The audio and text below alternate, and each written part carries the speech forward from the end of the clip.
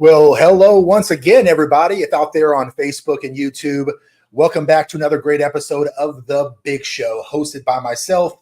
My name is Jimmy Smith, and alongside of me, as always, a good friend of mine and a good friend of the show, my good buddy, Dwayne Ward. Dwayne, welcome to another great episode. Another episode. Yes. So The Big Show. The Big Show is a podcast, guys, where we talk about all kinds of stuff, mostly men related, things like modern day issues or men's health. We talk about fitness, we talk about masculinity, but today what we're going to talk about is we're going to get back to talking about the dating market. Ooh, the dating market. Stressful, agonizing shit show of the dating market. Yes. And the reason why we're going to do this show today is because one of our avid listeners, Jeremy B., had requested a few weeks ago, if you remember, and he said, hey, why don't we talk about how to get a girl? Something like that. He asked something along one of those questions. And so I'm sitting there thinking about it this week, and I said, you know what? Let's go ahead and rock and roll. Let's go ahead and see if we can't put together a podcast on how to land a girl. Now, today's title, don't get me wrong, I'm not calling Jeremy an average guy, but today's title is How to Land the Girl If You Are the Average Guy. Yeah. And once again, not calling Jeremy average, but what I figured that I do is a lot of the red pill type of content that you hear a lot out there, Dwayne, is people talking about how you have to be all this big, tall, handsome, strapping, whatever. Jeremy's above average. He's above average. And so, the truth is out there is that most men are average height. Right there around 5'9", if you're lucky, 5'10". Most men are not going to be hitting the gym 5 days a week. And sometimes they hit the gym just a couple times a month. They're just trying to staff off a little bit of obesity and not trying to, get themselves into the hospital this Wednesday for their next procedure like someone I know. Yes, that'll be me. Yeah. The average guy.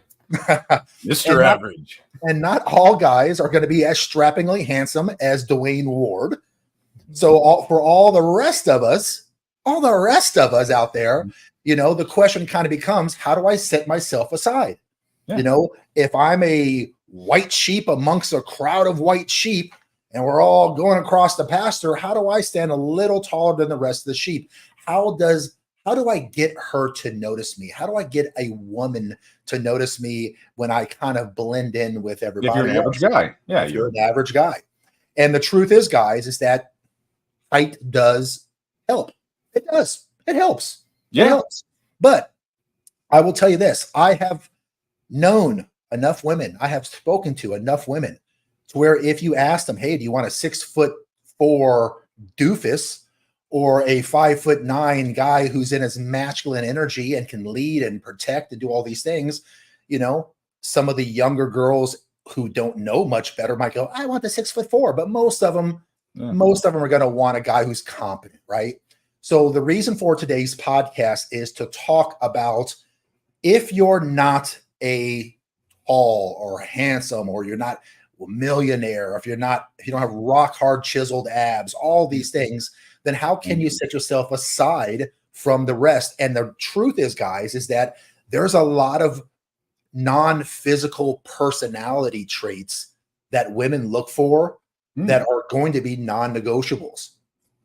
Okay. And since the dawn of time, women really never picked, at least not initially, at least not in the top one or two, off of looks. Men have picked off of looks in the top one or two.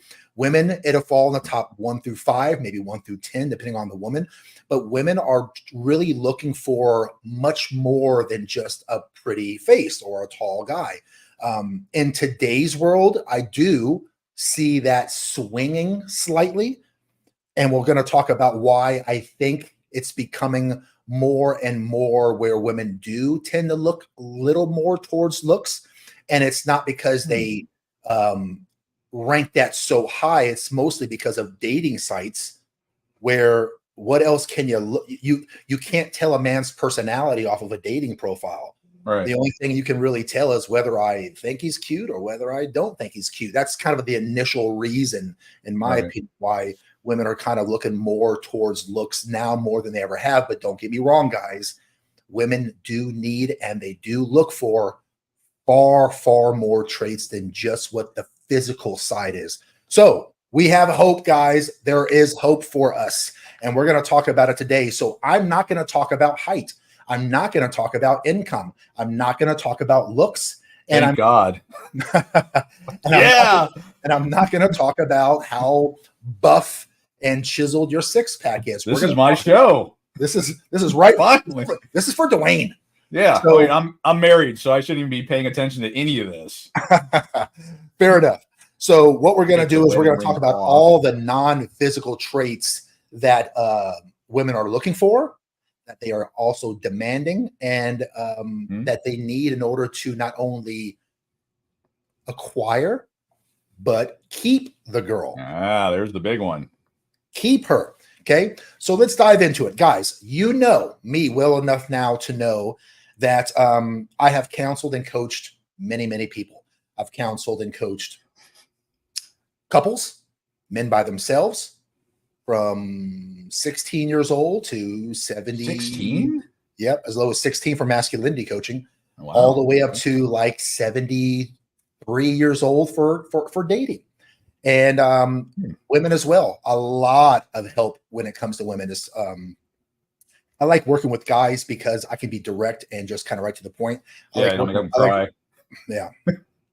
like working with women because it's kind of eye-opening for them, because they're clueless when it comes to what guys really want. Yeah. Whenever I talk to men, however, can you guess what the number one question that men always ask me is? Well, I mean, aside from how can I get a girl? How do I get a girl? Oh, okay. I'm like going, wait, is this a trick question? Nope. Okay. You already knew the answer. All right. That's the number one question, guys, is how do I get a girl? And it doesn't really surprise me, and it shouldn't surprise you either, because if you think about it, a lot of the things and a lot of the reasons why we as men do the things we do out in life, build, maintain, design, whatever it is we do it for women, to attract women sometimes, and to make life better for them. If there were no women on the planet, we'd probably have a mattress on the floor, no blinds on the windows. You'd have that combo garage, car, TV, cot. That would be the perfect setup. And then if you just got tired of life, you just turn the engine on and let nature take its course. Probably 3 spot case freezers with a bunch of meat in it and a whole bunch of guns. That's probably what we would have. That would be it. That's the number one question. And in today's world, there are so many men who have an awful time attracting women. How much of it do you think is like their own stupidity getting in their way, and how much of it is just not being able to attract the opposite sex? That's a really good question. I don't know, but I'm going to say 50-50. Okay. I think that if you're a guy, a lot of times when I'm talking to these guys and they're struggling with women, it's some of them are socially awkward, and that really hurts a man. Yeah. Well, you speak well, so I can tell. Raising my hand. I mean, I'm a nerd, but I use my nerdness as the girls are powerless when you turn the nerd factor on if you do it the right way. Yes. I don't think that you've ever probably had a problem with women. You may not be, don't think it's the wrong way, but you being a self-proclaimed nerd, that may not be one of the first things that women look for. Like, I don't see a whole lot of women going, hey, where's all the nerds at? You know, right. Unless you're making $500,000 a year, then they don't give a shit if you're a nerd or not. Exactly. But the great thing that you have that a lot of men don't have, Dwayne, is small penis size. No, they don't want that either. Okay, all right. Yeah, they avoid that actually. But what you have though is you have the ability, and you may not even know this, but you have the ability to elicit emotion through your vocabulary. You have the ability to talk to people and make them feel good about being in the conversation, make them feel like they're a part of the conversation, and without even knowing it, you're eliciting emotions. And women love emotions. to have that happen. And we're going to talk about that again today, guys. But on the flip side, there's a lot of guys who are having a really awful time attracting girls. But then on the flip side, guys, there's a lot of men out there that are attracting women effortlessly. Yeah. And most of these men out there are doing all they know how to find the best quality woman that they can attract. That's kind of like what the innate default is. We're trying to get the best quality woman they can, and women are trying to get the best quality man that they can. The problem is their know-how. Back to Dwayne's earlier point. Their know-how is going to greatly reduce their chances of landing a woman that they want. And if you don't have a mentor, if you don't have direction, if you don't have a big brother, uncle, father to kind of say, hey, son, hey, buddy, this is what women like, then it's going to take you years of trial and error to develop the skills that you're going to need to land the woman that you want.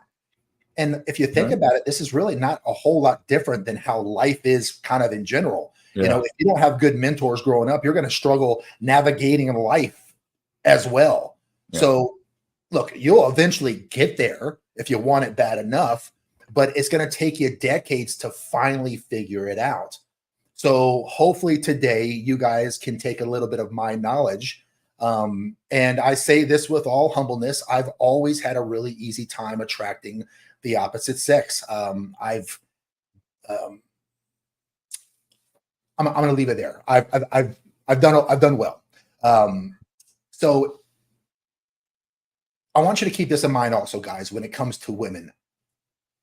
It is in a woman's nature to partner with a man. Okay. They are at peace and they feel safe when they have a partner. Women are not built to do this world alone. And the truth is that they don't want to do this world alone. Okay. Some of them might get on their high horse and they might be a little egotistical and they'll be I'm a boss bitch. Yeah. And some are just sour because they have had some bad relationship and they'll say, F it, I'm good on my own. But the truth is that they don't really want to be, just like we don't want to be, right? It's, if you guys have ever looked at Maslow's hierarchy of needs. Oh, yeah. And Dwayne and I talked about this maybe about a year ago on a podcast. You'll see that there's a lot of the basic fundamentals on the bottom chart. I mean, right there next to breathing, food, water, and sleep. I mean, men want sex and women want companionship. And those are part of the initial needs as a human being. Right. And the reason why these men and women struggle is because what they want, women relationships, men companionship, sex, the other sex controls access to. Yep. Okay, so keep that in mind, guys. Women want relationships and men want sex and companionships. Women, however, control access to sex and not men, but men control access to relationship and not women. We want what the other has, and then we get frustrated and sometimes give up when we can't obtain or acquire what we want. And then we start making excuses and try to justify why we can't get it by blaming the opposite sex for their shortcomings instead of taking accountability for ourselves. All right. What men and women need to be doing is taking accountability for ourselves, and we need to learn from channels like this and other maybe dating channels that kind of where you really truly stand on the open dating market. We talked about SMV, sexual marketplace value.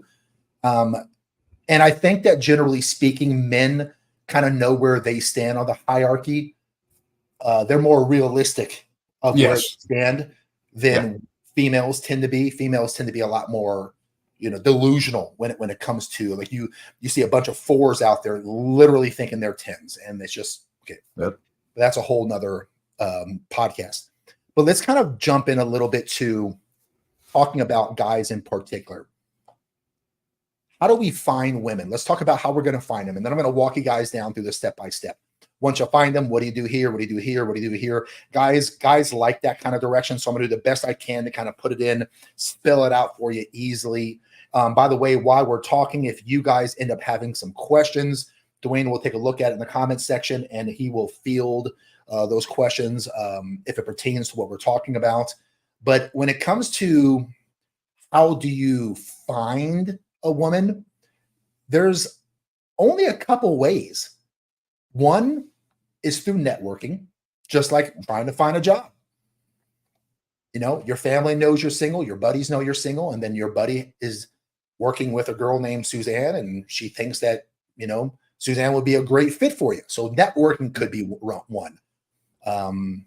Doesn't happen so much in today's world, but when I was in my 20s, meeting girls at church, meeting girls at events, meeting girls at the grocery store, meeting girls at Starbucks, things like that. I think that if you were to ask women what they would choose, how they would choose to meet their dream man, this is how they would choose it. They would choose either a networking thing or a man approaching me, you know, when I was out, as opposed to meeting them online. Really? Okay. And then, yeah, because, you know, they're always asked, hey, how'd you guys meet? And you can almost see it in their face sometimes. Oh, well, we met on Bumble, we met on Tinder. You know, it's not. That's how I met my wife. Yeah, and you know, and I met my ex on a dating site as well. Online dating is the last venue of how you meet people. So it's through networking, it's through running into people at stores, churches, events, or it's online dating. And the truth is that we're meeting more people online than we ever have. The online dating market, man, 20 years ago, I was meeting chicks at clubs, bars, things like that. Honestly, I really don't know. I don't want to sound stupid, but do they even still have clubs out there anymore? I'm not allowed in, so I have no idea. I don't even know. But I was always out at clubs and bars and, you know, having a good old time. But I was hitting on women at the grocery store. It just doesn't seem like it happens that way anymore. I do think, though, that it's in a man's best interest to still try to pursue women outside of online dating. Yeah. Because men need to take swings at the bat. Oh, yeah. You can't just show up to the playoffs and expect to get behind the plate without taking a few swings in the regular season. So I think that it's good to kind of, you know, take a few swings. And if you get shot down, dude, then you get shot down. I mean, even the best of us get shot down. I've shot my shot and got shot down too. You just learn. You learn, you know, to read the room. You learn better pickup lines, things like that. So, but when it comes to online dating, the reality is that 98% of all people are doing online dating now. It is a vast majority of people, and it's kind of becoming a thing of the past to do things face to face anymore. Yep. That's just a reality. So instead of talking about, hey guys, this is what you say when you see someone at Whole Foods, I think the best use of our time today is let's just dive into what we're going to be doing most of the time, which is setting up dating profiles and trying to fish out there. So we're going to dive into dating profiles. Okay. So let's go ahead and talk about the online dating. And you guys know it doesn't surprise men to know that we are already at a disadvantage here. Oh, yeah. On the online dating market. Okay. Because when it comes to online dating, men are very visual. We pick women with our eyes first. Not only do we you know, use that to pick off of, but women, they don't tend to pick off their eyes first. They tend to pick off their ears first. So you know, they want to know, they're hyper focused on what men are saying to them. That's why when you look at it and you really think about it, when men and women lie to each other, okay, men lie with our words because we know that women like to hear things. Women lie with their looks because they know that men like to see things. Right. And when I say that women lie with their looks, do I even have to spell it out? I'm talking about fake hair, fake eyelashes, fake boobs, fake eyeballs, fake lips, fake butt, fake nails. The list goes on. I mean, the beauty industry is $1 billion industry. Right. You know, these women who are out here thinking that they're tens, they become fours with a face makeup wipey Oh, we've seen really the quick. ones where a 2 becomes a 10, and they show how they metamorphosize into the 10. Yeah. And it's all every bit of it's fake. That's why you take the first date, you take a girl swimming. Yes. That's the Yes. first thing to do. Yes. So the disadvantage that men have is that we're not really chosen by our looks initially. It is, of course, something that women want. Don't get me wrong here. Don't get me twisted. Women, of course, want good-looking men. Yeah. But where men would put looks at the top 3, women might put it in the top 10. So the challenge is that you're going to have to change the way that you do your profiles, because when people are clicking or swiping, whatever it's called, women in general, they don't get a chance to hear your words. They don't get a chance to necessarily understand who you are. So a lot of it has to do with what kind of pictures you put out there to the world. And you're going to have to tell the story through visual means. Does that make sense? Oh yeah, yeah. Well, So the data that we have is that, what was it, something like only 5% are being swiped whatever the right direction is, yeah, that's because right. women are just going ding ding ding ding ding ding ding. That's right. Saying no to 95% of the men. And I think a lot of that is that men are not hyper focused on how important their profile pictures are. Yeah. They're men, when there's 2 or 3 guys getting together and we're all going out for drinks, Dwayne ain't going, "Oh, Jim, hey, break out your phone and take a picture of me." Like we don't do that kind of stuff, right? Yeah. And when we do, it's because we're trying to catch a moment because we're being goofy idiots, Yep. and it's usually a laughing moment. But Right. when 2 or 3 or 4 girls get together, they definitely break out the pictures. I mean, it's a freaking photo shoot, man. I know. So where am I going with it? Where I'm going with it is that men, we don't have a big, huge arsenal of pictures in our repertoire for us to pull out and put on a dating profile. Yeah, 20,000 selfies. Women have, and that's why you get a lot of the same pictures that women are bored of. The gym pictures, the bathroom selfie pictures, because you walk by and you look in the mirror and you go, "Hey, I'm looking pretty different today." That was a good dump. I lost a couple pounds there. Yeah. Yeah. How about the 45-degree divorce one? It's when you're 45. They don't see the double chin. One of those things. Or this one, the 45 up, where you're like, oh yeah, that's the double chinner, and yeah. Yeah. So we're going to talk about what kind of pictures are good and what kind of pictures are not good, guys, because you're going to have to put more work into your guys' pictures. Okay. It's going to be a little bit of a pain in the ass. Yes, I agree. But, you guys could use some good profile. I'm sorry, some good profile pictures and good professional pictures. Anyhow, it's about damn time. So put your best foot forward. Okay. Because now more than ever, women are kind of having to look for looks because they don't have a chance to see anything else until you get to the first date. So you're going to have to focus or pay attention to that. Yeah.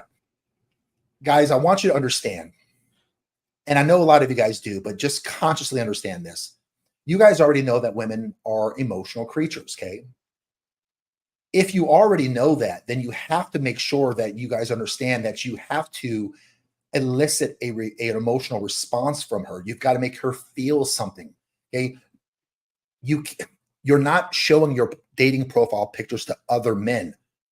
Women are emotional creatures. Make them feel like they're a part of your life. They've got to be in your frame. They've got to be a part of what you've got going on. So you have to do a better job telling the story. Women want to envision themselves in your life. So you're going to have to present an exciting life to them. They don't want to be a part of your bathroom selfies. Bathroom selfies are not fun. Women don't want to hang out with you in a bathroom. You've got to tell the story. You've got to put pictures of yourself, of you doing life, things that you love. So let's talk about these profile pictures. What I want you guys to do when you create a profile is I want you to have 5 or 6 pictures max. Okay. with the main profile picture being the solo picture in a natural state, maybe with you slightly looking off camera with a smirk on your face. Your first photo is your first impression. That's the flagship photo, guys. And I would also use what I've called in the past a pattern disrupt. And Dwayne likes the pattern disrupt. Okay, so let's snagged her. Yeah. So she was powerless. So let's talk a little bit. We're going to talk quickly about what I mean when I say a pattern disrupt.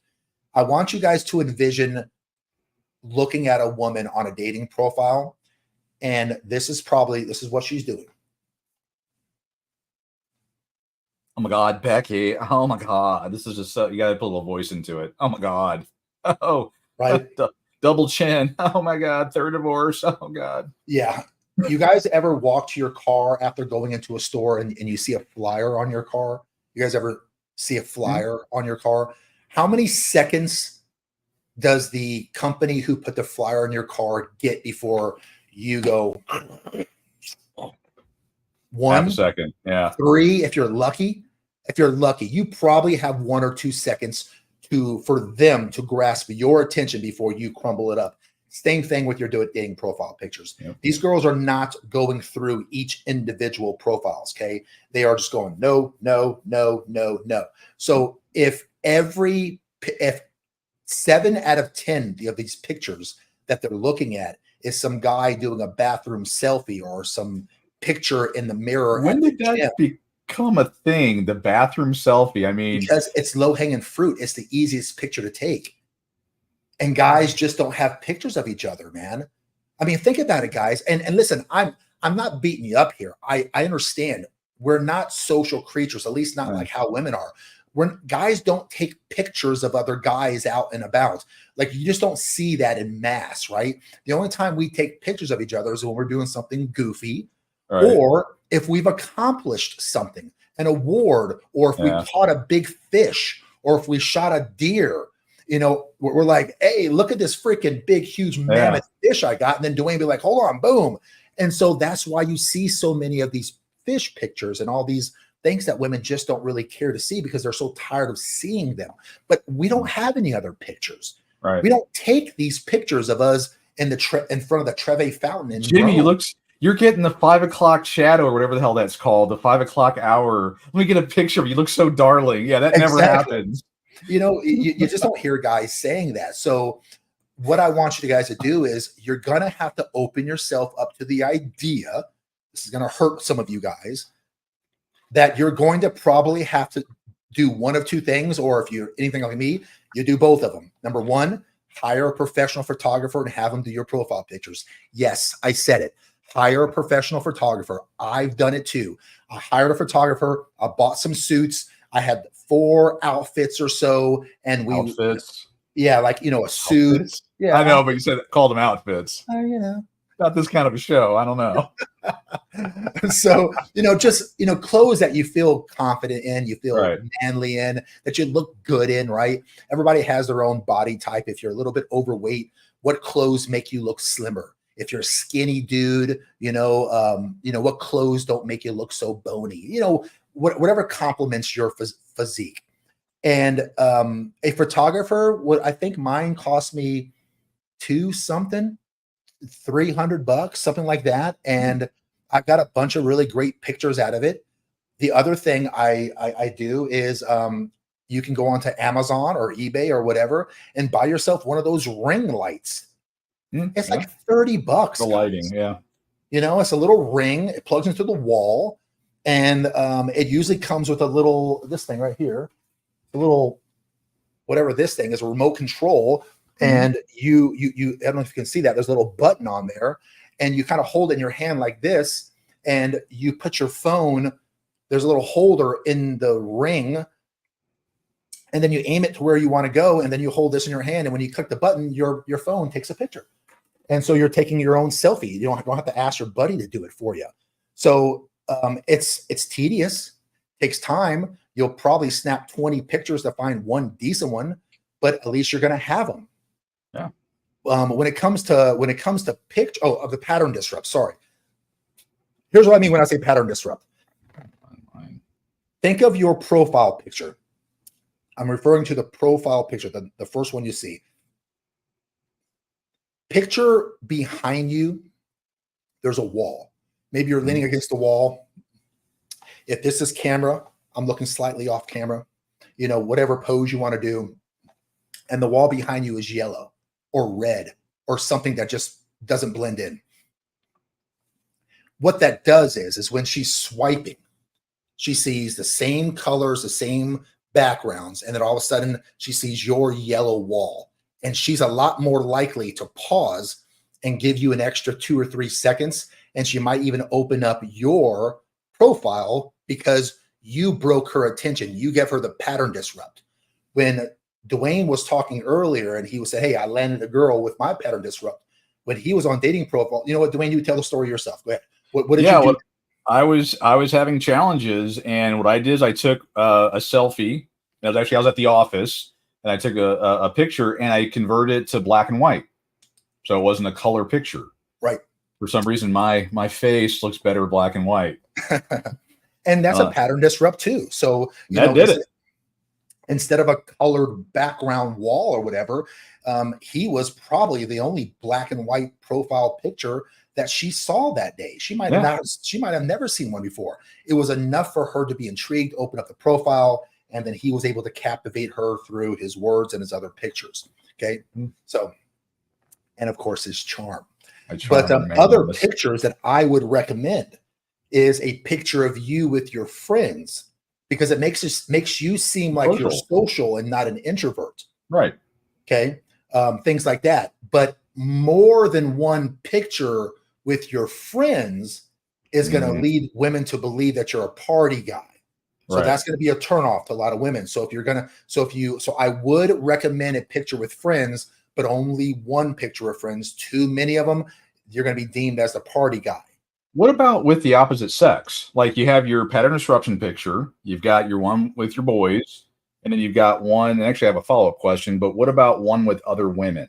Not in a hey, what's going on here kind of picture, but like I would assume, I'm making the assumption here, is that a girl's looking at that, she's, is this guy a weirdo, whatever? Oh, he's got female friends, he's safe. That's what I'm thinking. That's a great point. Okay, great point. Dwayne is correct by that. Okay, women have a fiduciary responsibility to make sure that they are safe.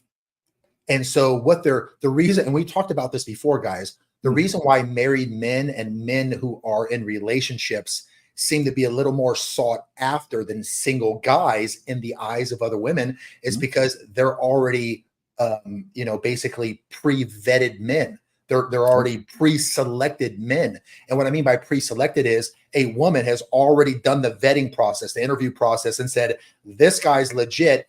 I want him as my man. He's a stand-up dude. He has all the qualities. And so instead of a woman going, I want a guy like that, she kind of says, I want that guy. He's already pre-selected. So he's safe. She's assuming the other woman has already vetted him to be and he's not a rapist or a felon or a wife beater or a weirdo or a creeper. So that's what, Dwayne is alluding to. If you have pictures with other women, does it kind of lower the fear factor? And the answer is yes, it does. But here's the caveat, because women are complex. Here's the caveat. Don't take a picture with you and one other single woman. Exactly. Okay. Why? What is she going to think? That's your girlfriend or your ex or your wife or She's going to think that's your ex-girlfriend. And even if she doesn't think it's your ex-girlfriend, she's going to think you and her did what?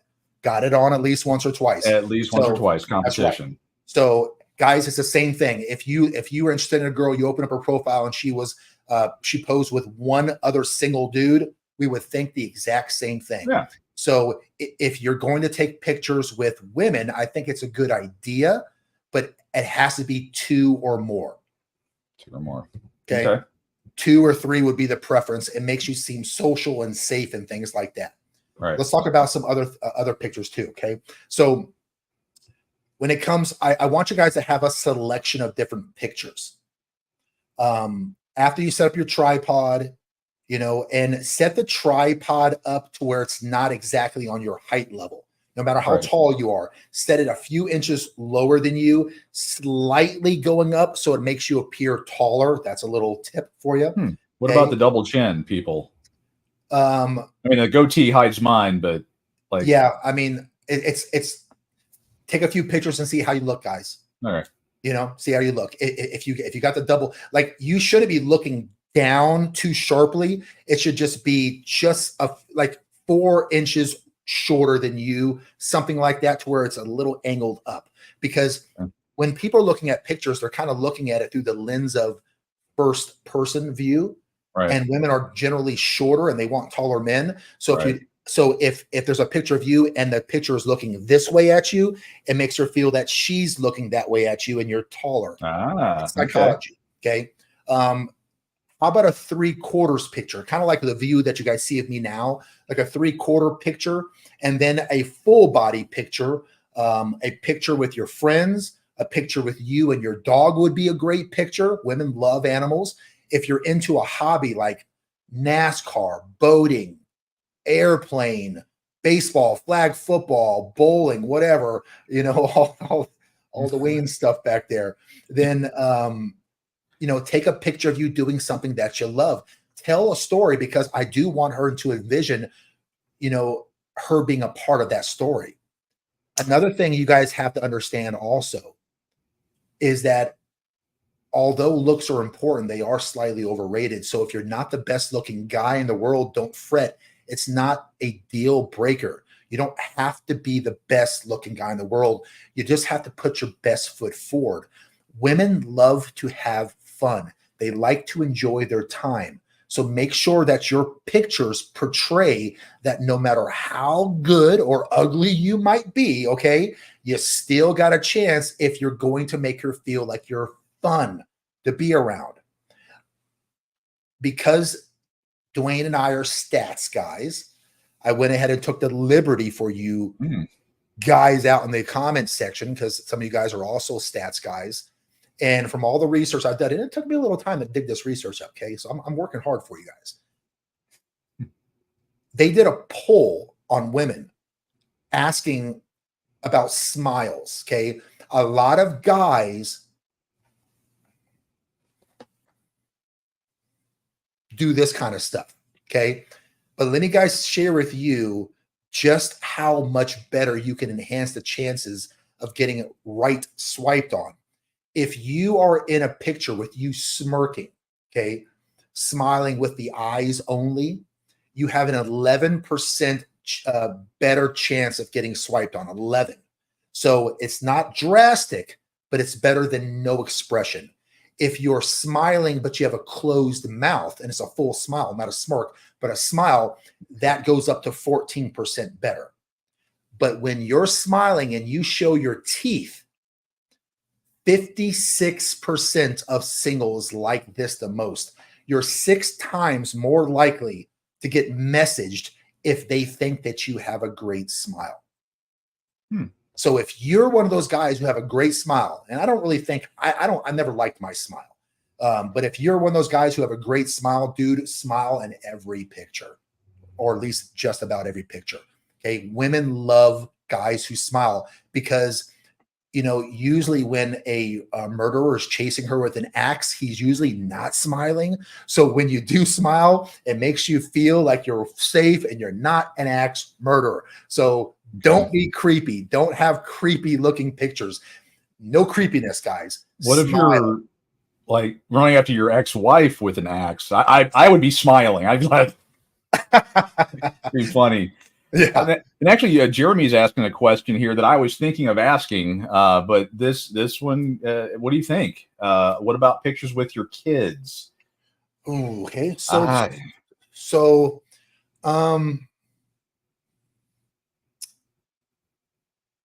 this is my opinion. I haven't given this a whole lot of thought because I don't have kids, so I never give it a whole lot of thought. But I'm gonna lean towards no. Okay. Okay. We're just saying that's my thought.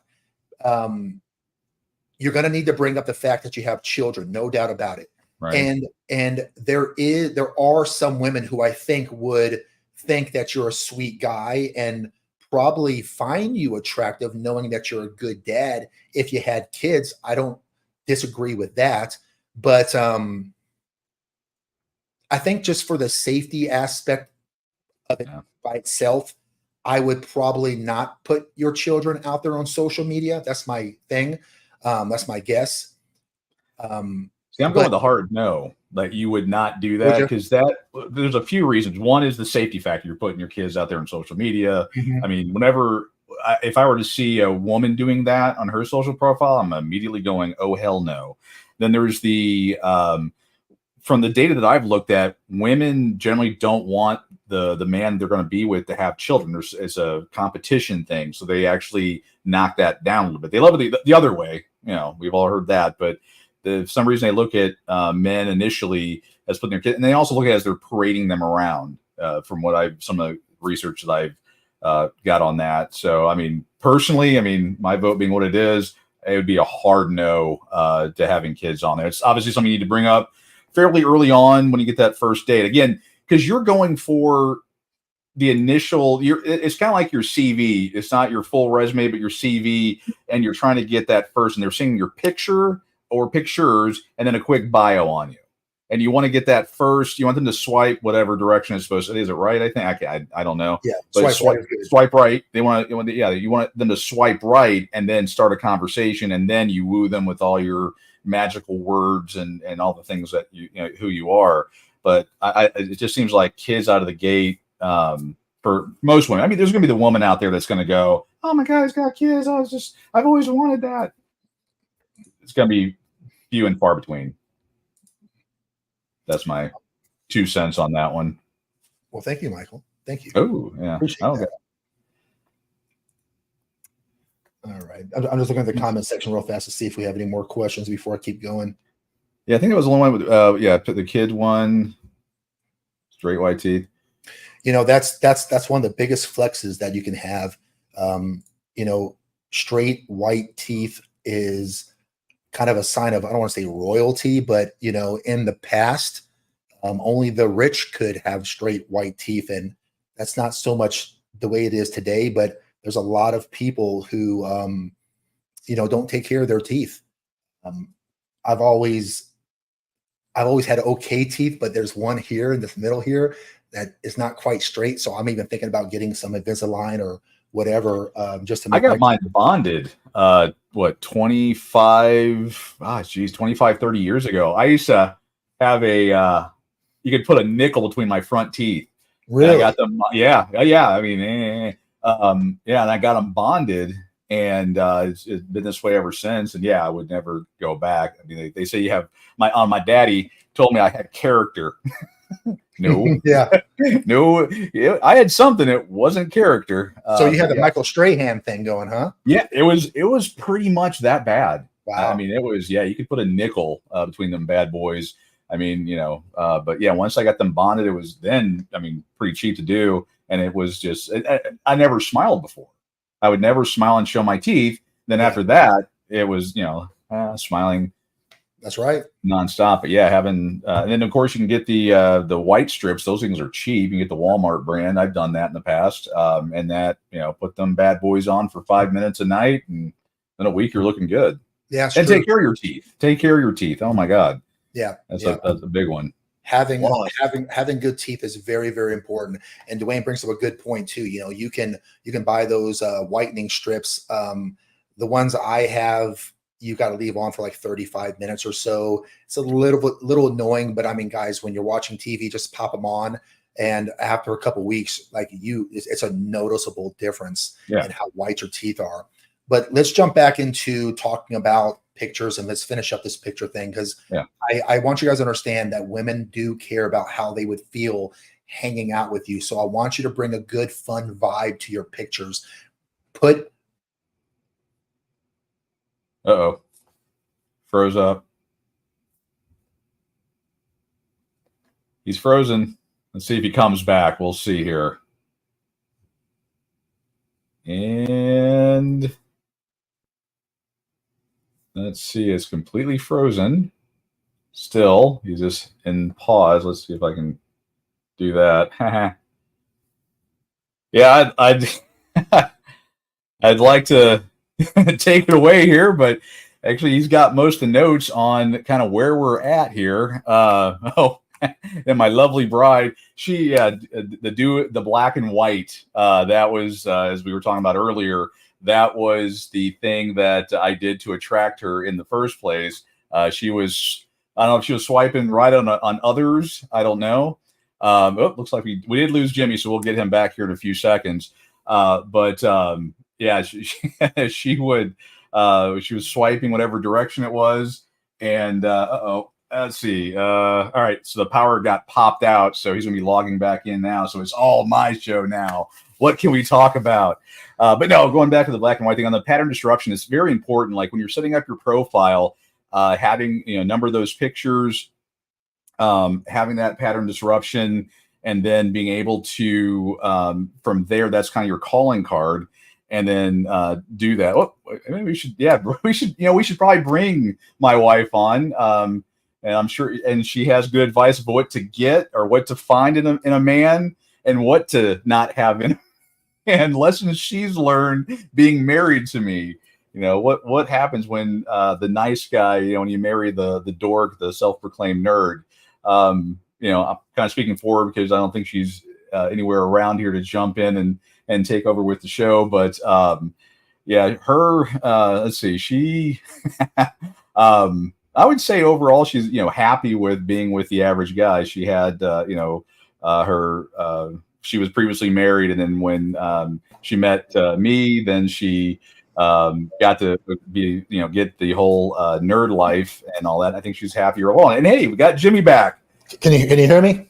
I can hear you. Yes, you got that. Yeah. Dude, freaking had a lightning brandy yeah.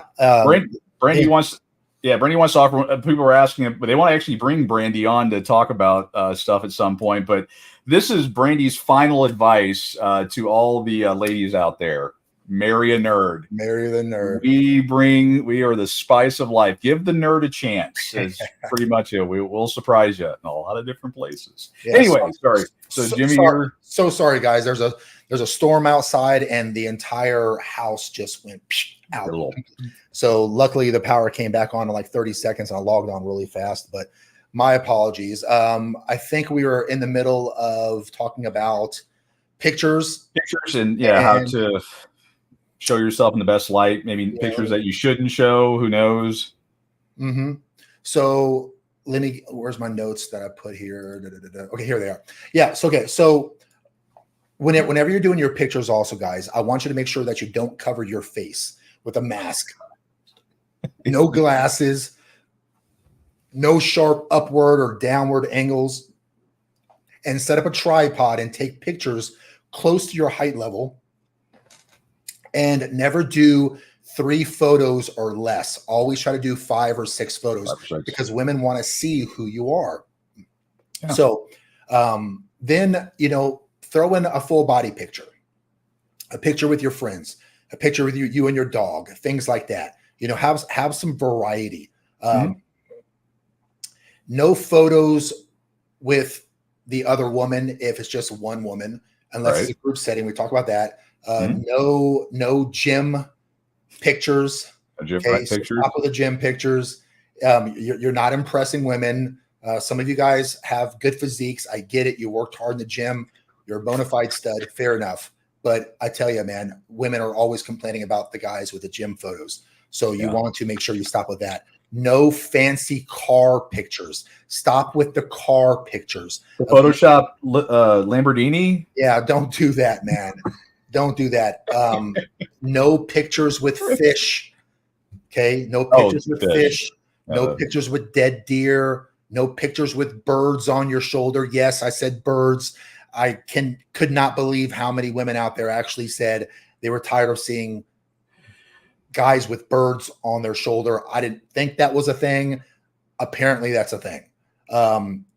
This one should seem pretty obvious. Guys, if you're doing this, why?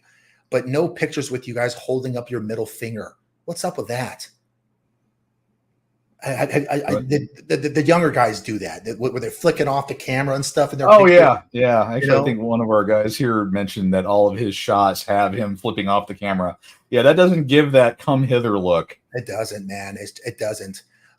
It's going to be hard for a woman to take you seriously if you're, having those. It might make you look a little tough.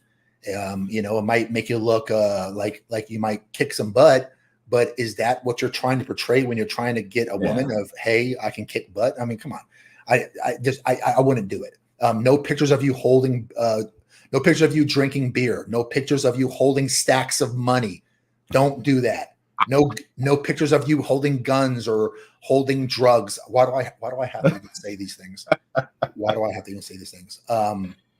In my profile, I actually have a picture.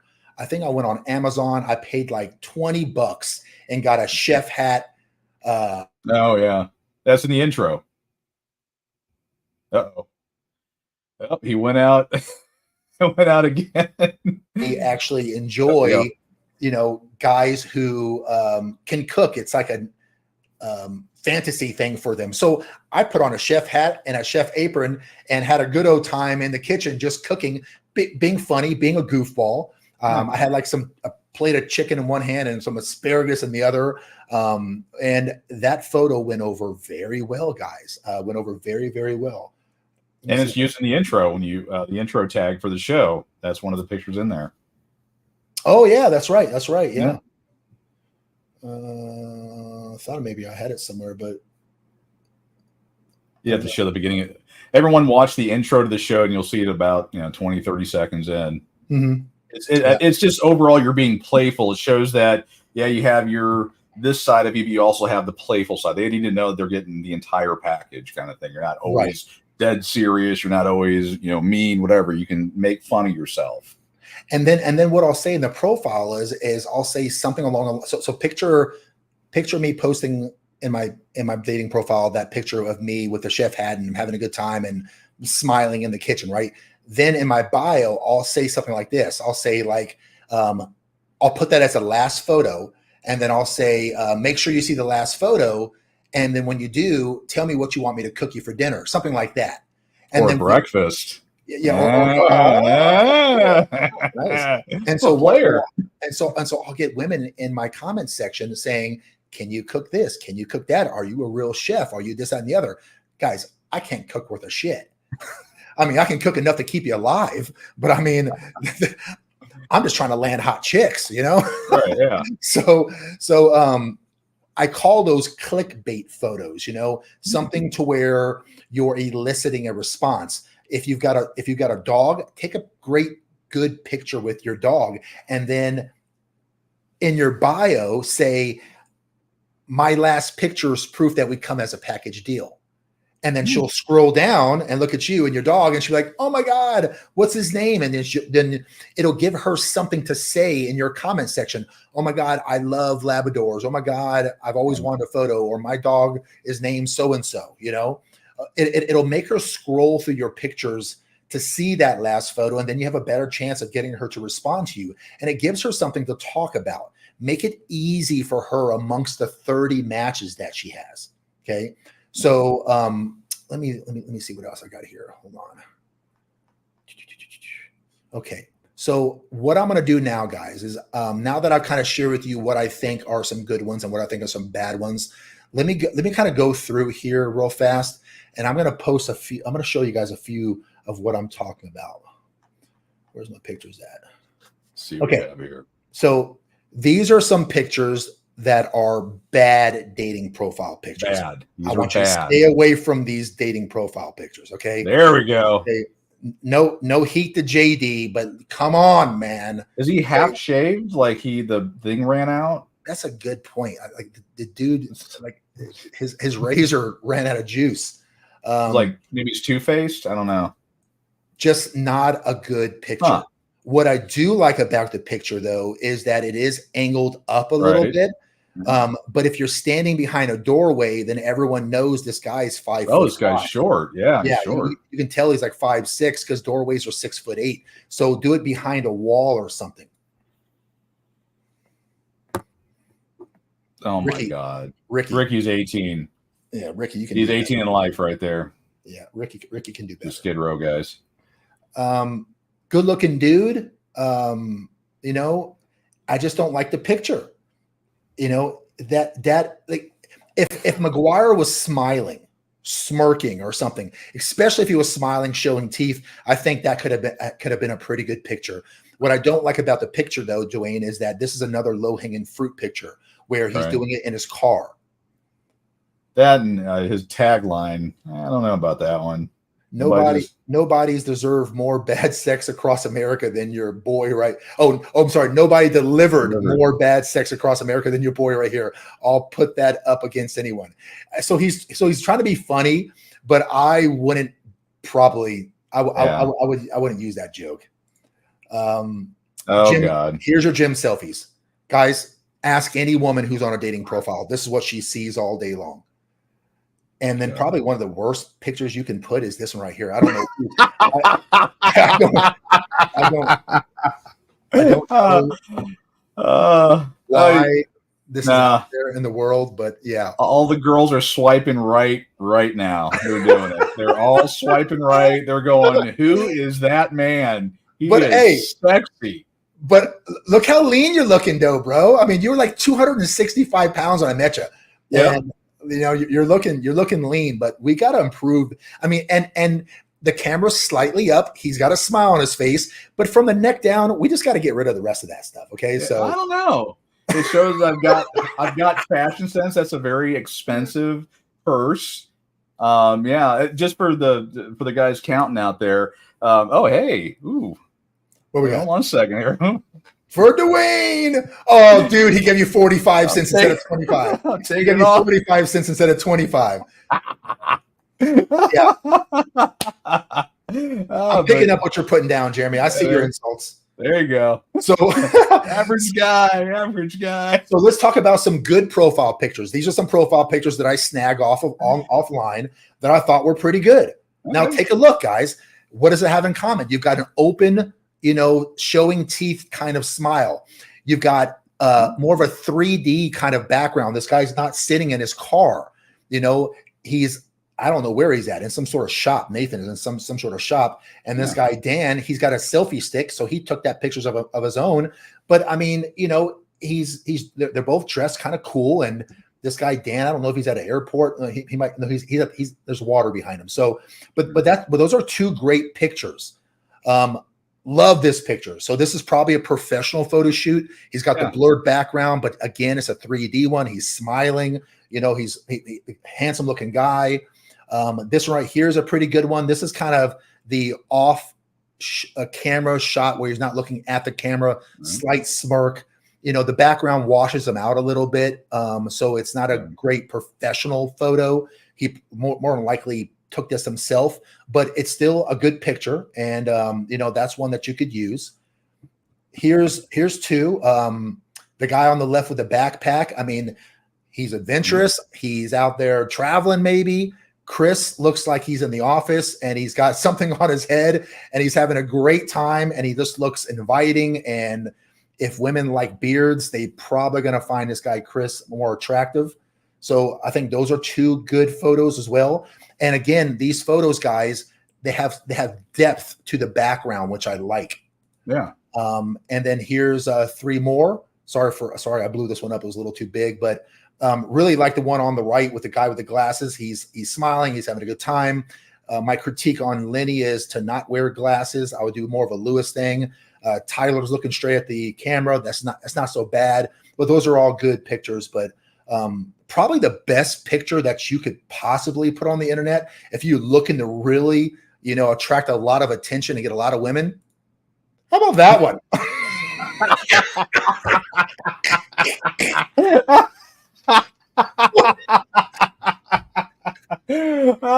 Hey man, you're lucky I'm off the market now.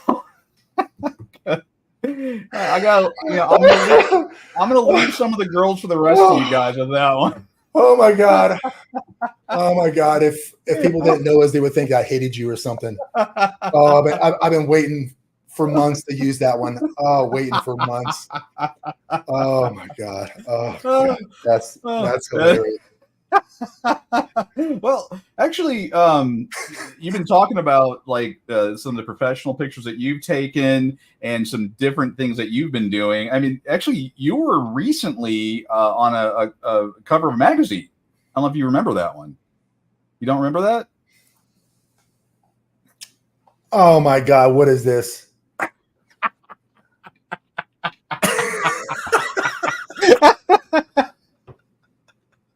Penis pump, fact or fiction, Jimmy 25-cent Smith. Is that my face on a quarter? Yes, it is. Is that my ugly head on a quarter? That's your it's commemorative quarter there for the Small Penis Club. Improve your tongue game with a small penis. Your tongue needs to be on point. Yeah, for sure. That's hilarious, dude. All right, ladies, I'm taken. So,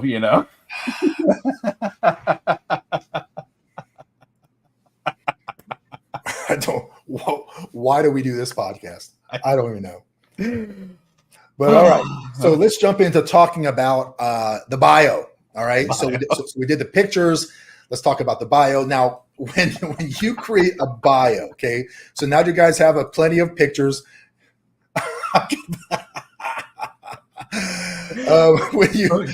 When you create your profile, guys, you have to pay attention to the bio as well. Just because you don't read hers does not mean that she doesn't read yours, man. Okay.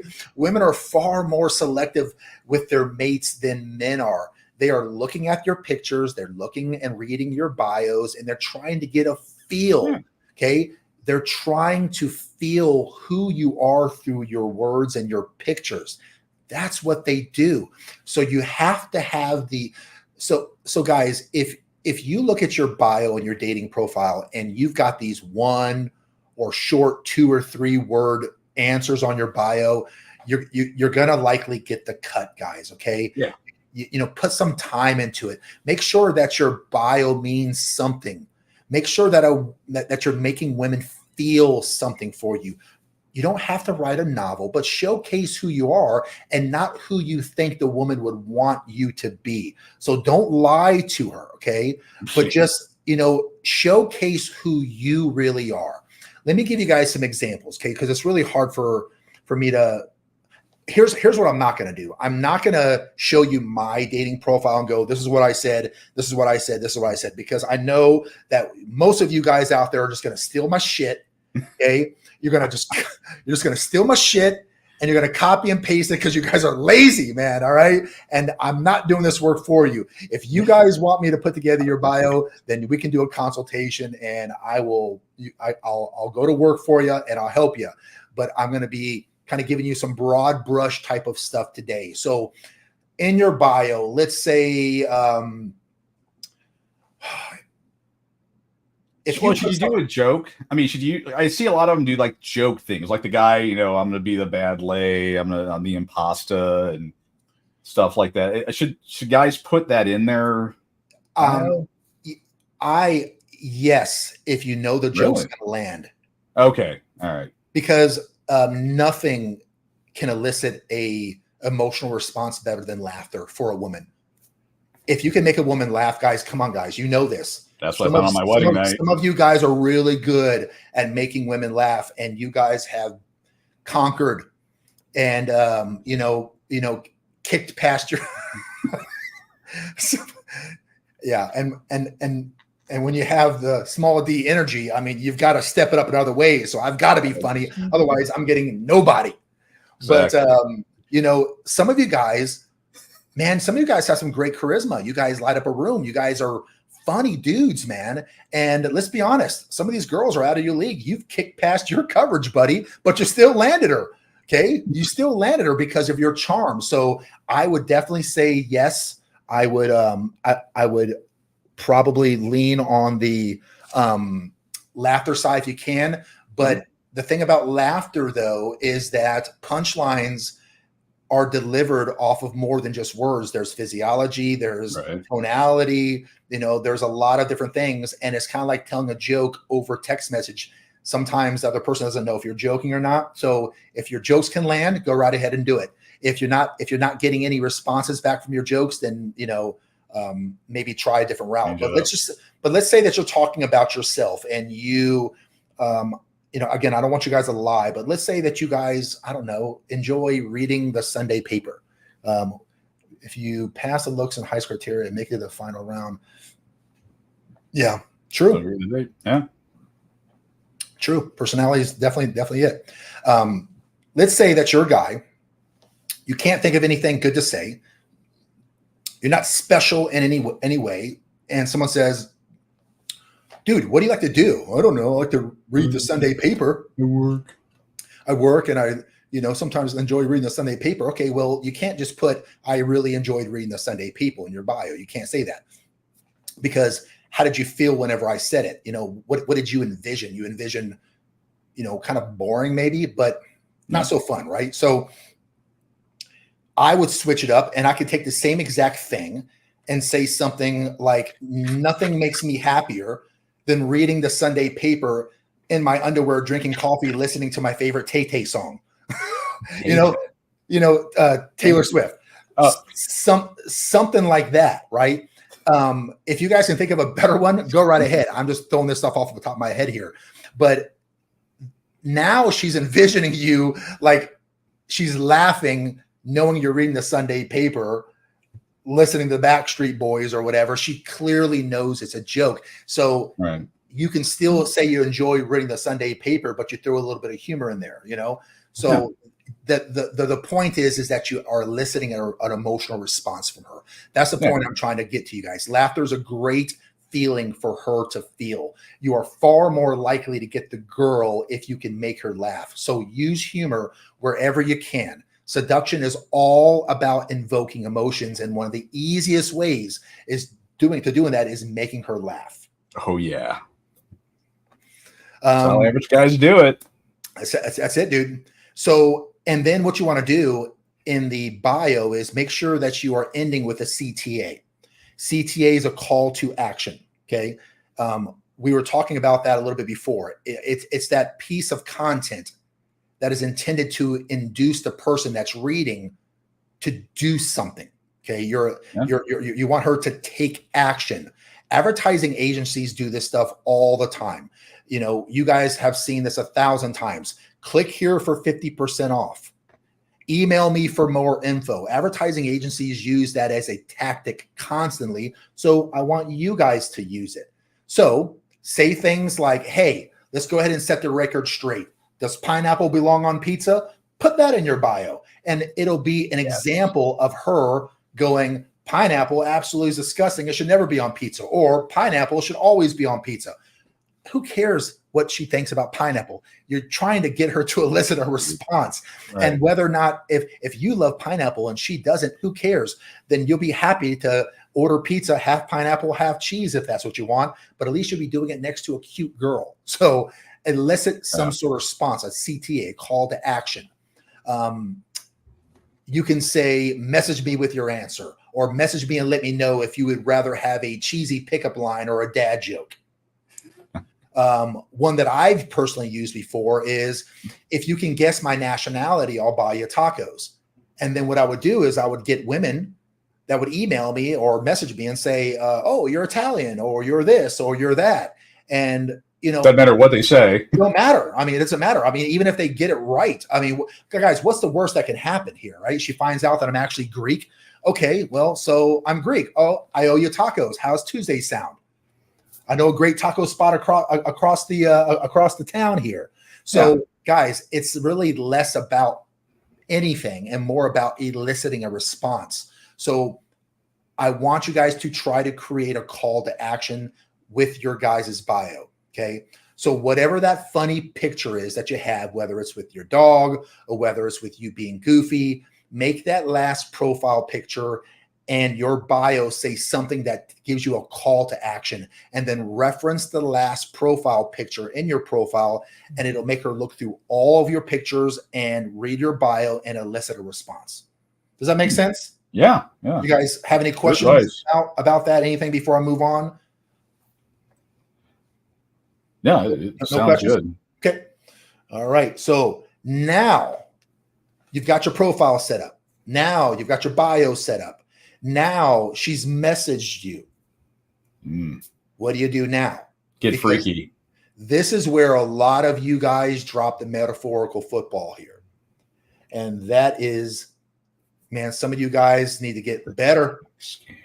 You got to get better, boys. You got to get better with your text game, guys. This is where you guys fall apart. Okay. So now that you got down the must-haves, or at least, you've got what you want for pictures and you got your bio looking good. So how do you go about texting the girls that you match with? And how do you go about setting up the date? So I'm going to share a very highly simplified version of this game plan. And here's what I got. This is the step-by-step easy version. It's like sales. You got your opening, you got your connection. Once you do the opening, you got the 3 C's: connection, closing, confirming. Just like sales. Okay. These are sales leads, guys. Yeah. You got to work the lead. You got to work the process. Okay. The key to success is that your conversations need to have direction and purpose. Don't send meaningless texts. And don't let yourself become her text buddy. Each text that you guys send should be thinking about how you're going to progress this. Close the deal. Yeah. You need to progress this to the next step. Okay. So on the opener. So let's talk about the opener. Here's my little thing. I have one. Yeah, I do. Boom. Graphics, baby.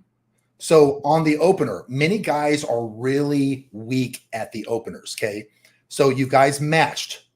And then a lot of guys out there, and if you've talked to any amount of women, they will share their frustration where they go through their openers and guys are like, hey, beautiful. What's up? What's Good up? morning, beautiful. Hey, sexy. Stupid stuff. Guys, you have to understand, she has like 30 matches, bro. She swiped on 32 dudes and has 30 out of 32 guys that are matching with her. Even the ugly ones out there can get way more matches than the most handsome guy out there. It's just an uneven balance. It's a double standard. So you have to understand that just because you're on the field don't mean that you scored the touchdown, bud. You still got to fight. You are one of 29 other dudes. So you've got to have a very good opener. Otherwise, she's going to move on past you. You'll be left on red. Okay.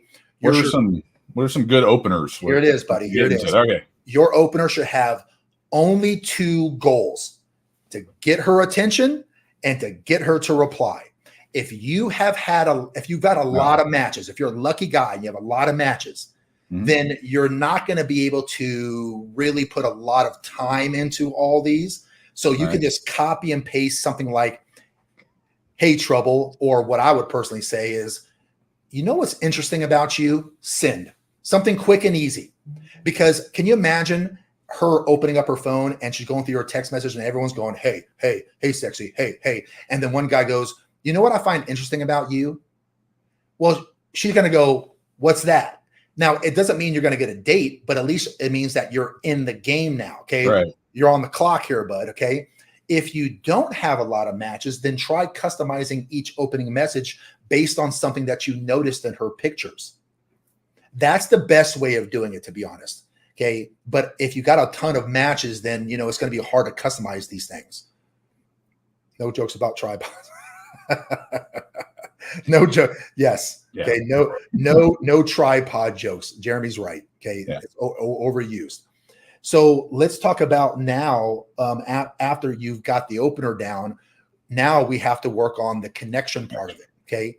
The connection is a very detailed topic, and there's a lot that we can cover here, but to keep it real simple, your goal during the connection phase is to flirt with her a little bit and convey that you're a cool and normal guy, that you're likable and you're not creepy. So lie to her. Okay, gotcha. Lie out of your mouth. Yes, yeah. Some of you guys are not likable and you're freaking creepy. No, but you got to get her to mentally invest in you and then get her involved in a conversation. Have this mindset, guys. Remember, have this mindset. She matched with me. We both need to feel things out a little before we make plans. And so there are two main types of messages that you're going to send while you're in this phase, and that is bantering and screening. Okay. So when you're building a connection through text messages, you're going to be bantering and you're going to be screening. Bantering is basically when having a conversation. You ask her questions, you tell her a little bit about yourself, make sure to sprinkle in some cool details about what your life is all about. Keep it light, keep it flirtatious, have a good vibe going on while you're bantering. Don't get too serious, but don't get too boring. Keep it flowing. The screening process is equally as important, okay? Yeah. This is to understand what the girl is ultimately looking for. Right. Some girls are looking for a husband. Nothing wrong with that. Some are really serious about only having intercourse or sex in the context of a relationship, and they want a boyfriend. Cool. Okay. Some will come out and say, I just want to see where it goes. Others want to just casually date. And then the worst out of them all, the ones you should spend no time on, is the girls that are just looking to get attention on dating apps and are not serious about meeting up at all. Yeah, I was going to ask you, like, what are some questions in the screening phase that you can ask that have like a couple meanings, and depending upon how she responds, you can then weed her in or out? Yeah, so there's a whole bunch of questions that you guys can ask, but whenever you're doing screening, you want to sprinkle it in with your banter, Right. Oh yeah. Fun things like, hey, are you having a fabulous, wonderful time on this dating site as I am? LOL. Or smiley face or whatever, how are things going? Or, have you ran into a bunch of creepers yet? Or, whatever you're bantering it is, how long have you been on the dating site? Hey, what is it that you're looking for? You can just come out and just say, what are you looking for?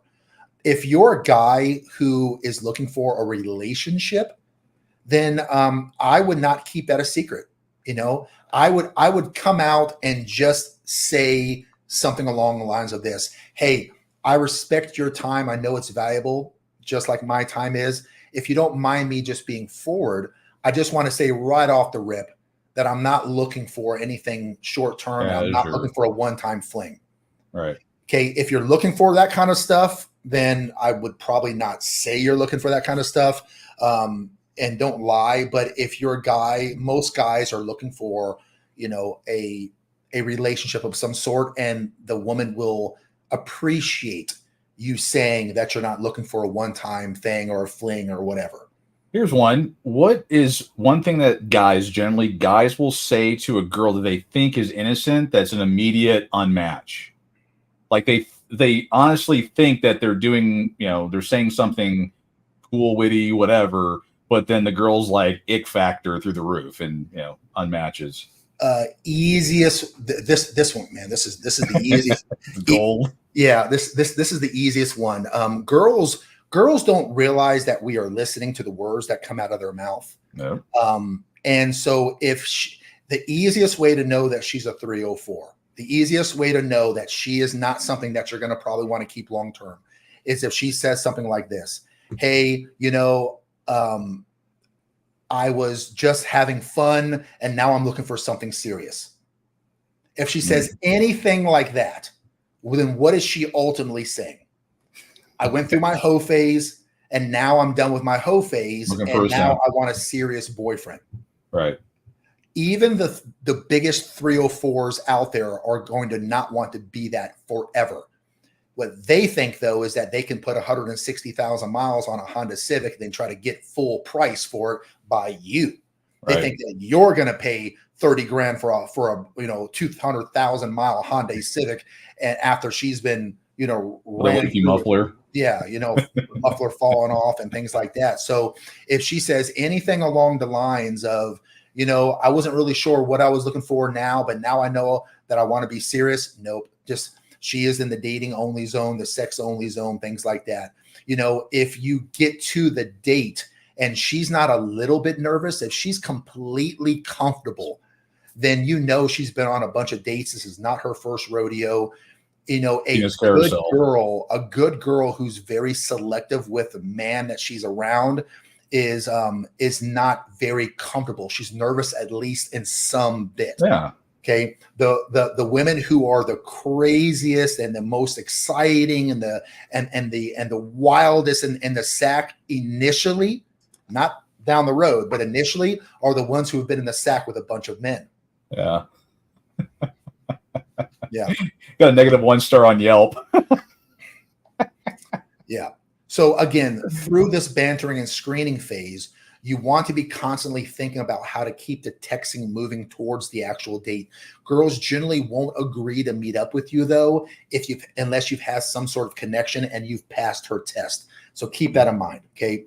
Now, when you get now what I want to do is I want to get to this one. Okay. Closing. You've made the connection, you've had your screening, you've had your bantering, and now it's time to close. The concept of closing, just like Dwayne was saying, comes from the sales aspect. And in our context, it means that she's basically sold on the idea of actually meeting up with you. And now it's your job to solidify it into an actual date. Guys, one of the biggest mistakes that you can make when setting up a date is going for the hard close before going for the soft close. Okay. Always soft close first before the hard close. For those of you who are not keen to the sales aspect, let me just break it down for you simple. Okay. A soft close is getting her to agree to the general idea of meeting up with you. Okay. Here's an example. You guys are texting back and forth, or you're on the phone, whatever it is. Okay. And things are going good. You're at the peak of having fun. You're laughing. She's laughing. And then you say something like this: you know what? We should split a bottle of wine sometime soon. That's a soft close. Okay. Because if she doesn't say anything back, then you know you got to keep working on the connection. But if she says, oh, yeah, we definitely should, that's a soft close. You know she's ready for the hard close. And you can nail down a date, a time, a place. Okay. Another soft close is, you know what? I really hope that you're as fun in person as you're over text, because so far I love your vibe. And then she'd be like, well, there's only one way to find out. Yeah. That's the soft close, guys. She's waiting for you to go ahead and do that. Most women don't want to be your pen pal.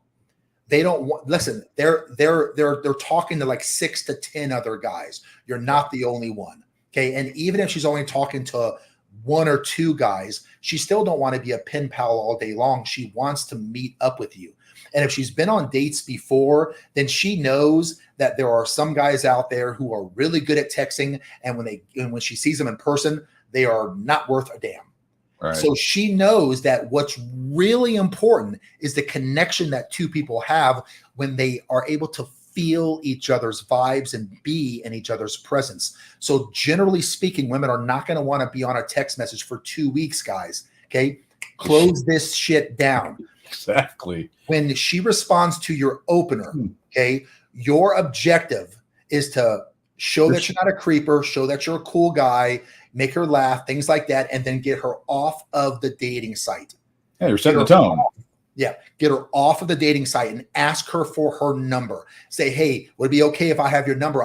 I'm not on this site a lot, and I'd much rather use our text message. When she agrees with that, she's waiting for you to be a creeper, because now she's going to have to block you, because now her shield of the dating site is no longer there. She's a little more exposed, a little more vulnerable. Okay. Now you actually have her number. Now she's kind of worried if you're going to like look her up by her number and stuff. So there's still a level of nervousness there, but you play it cool. You show her you're an awesome guy, and then get her on the phone.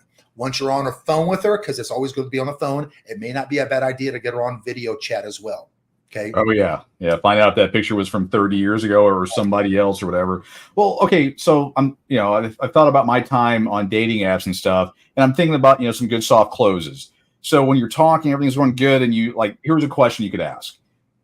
Do the curtains match the drapes? I mean, an example of a good soft closing. I'm Oh, it's not. Oh, okay. All right. Don't. Not a Don't. okay. Check. Guys, Okay.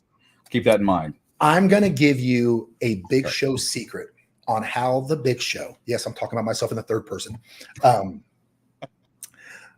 does very well with the ladies. You want to know how I do so well with the ladies? Is because I do the exact opposite of what most of you guys do. Okay. While you guys are sending inappropriate pictures and talking about sex, I don't do any of that. As a matter of fact, I'm making her laugh. I'm being charming. I'm intelligent. I'm not too forward. I'm eliciting all her emotional responses through text and phone, but I am not talking about sex one bit. Not one bit. If she opens up that box, then I'll dabble into it, but I am not going to be the first person. Why? Because all the other guy, yes, because of my micro penis. That's correct. That's why. Because I'm embarrassed. I actually hope that I find one that never wants to have sex. Hey, I might have the size of a needle, but I F like a sewing machine. All right.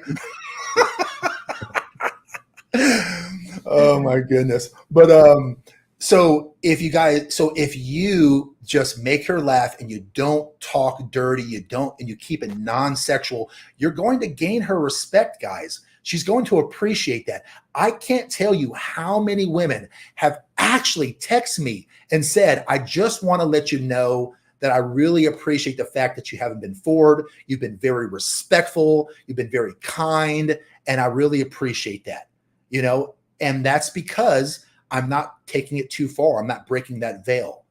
And they really do appreciate that. So once you guys have gotten to a point where the conversation is good and you checked off a lot of her boxes, you're no longer, she's no longer in fear of you being creepy, then go for a soft close. Once you soft close her, then go for the hard close. What's the hard close? That's nailing down the specifics, the date, the time, the location, all the logistics. So an example is, what's your schedule like? What's your schedule like this week? Let's get together. Now, it's very Socratic selling, though. That's probably a point to make. The Socratic selling method is you don't do yes or no questions. You leave them open-ended a little bit. So you have room to, like, are you free Thursday? Well, if they're busy, they say no, and then you're, what do I do? But what's your schedule look like this week? So that would be a close-ended to an open-ended question. So a close-ended question is, do you like pizza? That can be answered yes or no. You want to stay away from closed-ended questions. A open-ended question would be like, Dwayne, what's your favorite thing about pizza? You can't answer that with a yes or no, right? So that would be the difference. So you want to try to ask as many open-ended questions as you can and get her to talk, get her to feel things. But once you go for the close, now you've got the date. And here's my tip for the date, guys. Take charge, take the lead. Don't ask her, where would you like to go? Tell her, once she picks a day, say, hey, I'm free on Friday. Your next text should be, I'll pick you up at 8:00. We're going to Poco de Beppo's. I've already got reservations for 2. Wear something visual, business casual, something like that. And then screenshot her the GPS locations to it. They love that. You took charge. One of the things that I've done in recent dating times is I asked her, hey, I've got Saturday free. What are you doing Saturday? And she says, hey, something along the lines, I already have plans. I would love to, but I got plans. I replied back to her. I swear, I replied back to her and I said this: I don't care what your plans are for Saturday. I want to see you. Cancel them. We're going out, and here's where we're going. Ooh. How often does that work? It worked. She canceled her plans and we went out Saturday. Really? Okay. So, if she has, I will tell you this, far more women will appreciate you being in your masculine energy. Far, far few women will see that as a, oppression type of thing. They'll see it as like, wow, a real man. Right. And if she has plans on Saturday that she just simply can't break, she's going to say, I really appreciate that. I would love nothing more. I just simply cannot. Let you know they're gauge her interest level. That's right. That's right. Through the crap. Yeah. Now that you have done your soft close, you've done your hard close. Now I want you to hold on. Sex? Nope, that's the wrong one. This one right here. Oh, confirming. Okay. Confirming. Sorry, wrong C. Okay, so Now you have to confirm. Once she's agreed to the hard close, congratulations, you're almost there. But now you have the date and the location and the time set up. But keep this in mind, women have busy schedules and they're probably going on dates with many men. You're not likely the only one. So your work is still not done, guys. Okay. Depending on how far the date is, your procedure for confirming. Now, when I say how far it is, I'm talking about how many days, right? Not how far she lives. Not I'm physical. talking about you set the date on Monday and the date's for Friday. So you got 4 or 5 days, right? Your procedure for confirming is going to be different if you have 5 days between that day compared to if you're going to go out tomorrow or the day after tomorrow. Okay. A few rules that you should follow, however, is confirm the night before and the morning of the actual date. Text her this. Really? Yeah. Okay. Hey, still good for the night? Question mark. Done. Okay. Okay. If it's the night before, thinking about you, can't wait to see you tomorrow. Send. And then the day of, let's say you have dinner reservations for 6:30, you can send her a text somewhere around 10 in the morning, 11 in the morning. Hey, we still good for the night? Question mark. That's an easy way of doing it. Nice, easy confirmation. If the date is set more than a few days out, like you set it on Monday and it's a Friday type of thing, okay, never let more than 2 or 3 days go by where you have no conversation with her at all. Okay, don't do that. People do that? Yes, they do. They do. Guys, again, guys think that once guys are setting up their schedule. So once it's booked for them. Yeah, girls you know what? You're right. Girls are a little more fluid, guys. Okay, you're booking things off of. Okay, she said that Friday was good, so I got my Friday girl lined up and I got a Saturday girl lined up, and you're going, okay, well then I'm good, and I'll text these girls on Thursday, and so I'll let Monday, Tuesday, Wednesday go by. No, girls' schedules are more fluid than that. She schedules based on how she feels, and trust me, if you're a guy who gets flaked on too much, then you're probably missing one of these steps. We all get flaked. We all get flaked on. But let me just be completely honest, except for Dwayne. If you're setting a date for Friday or Saturday and she agrees, she likely has a high interest in you because those are the 2 hot days of the week. If you set her on a Tuesday, you don't really know where you stand with her because Tuesday could be her douchebag date, one that she don't really care about. But Friday and Saturday means that she has a high interest in you. If she flakes on you for Saturday, it's not because something came up. Here's what came up. A guy she likes more than you. Yeah. Dwayne slipped up in her DM and the Big Show got shafted once again for this guy right here. Yeah. I mean, you can't, you're powerless. Ask Mrs. Ward. Powerless to you. That's my profile pic. That's how I did it. It should be. It should be. If people are free to use it if you want to close deals like crazy, that's the one. I would recommend buying Photoshop, downloading that picture, putting your face over that picture, guys, like a 90% closing ratio. Boom. Yeah. I mean, just slaying the dragon. All right. The WTF alone. They're like, I gotta sleep with this guy because he's just crazy. Oh man, I'm gonna climb that mountain. But all right, so now that the date's set up, right? You did your confirmation.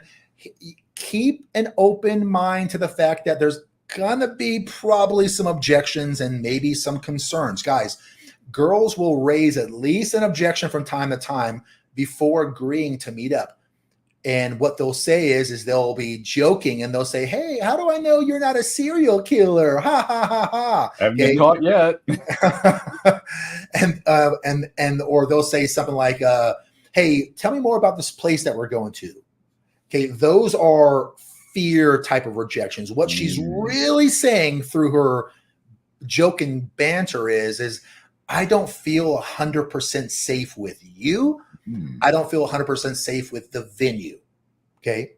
So don't be put off. Just like in sales, you don't get all spun off when someone says, I don't know, I'm going to think about it. You just appreciate, align, and acknowledge. Okay.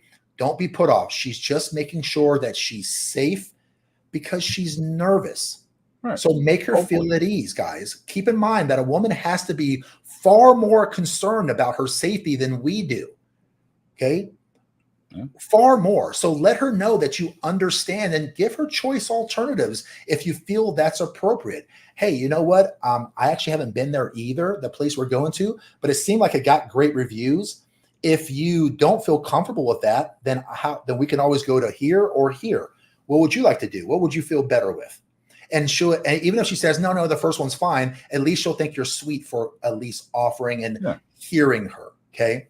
Let her know that she isn't the only one with nerves also, but to say, listen, hey, it's okay being nervous. The truth is I'm a little nervous too. I always get excited sometimes when I'm looking forward to meeting someone, but hey, there's no expectations. And even if there isn't a vibe when we meet, we can still leave as friends. Regardless, let's just focus on having a good time. Let's laugh a little bit and see where the universe takes us. How does that sound? Guys, put her at ease. Just put her at ease. Say something like that.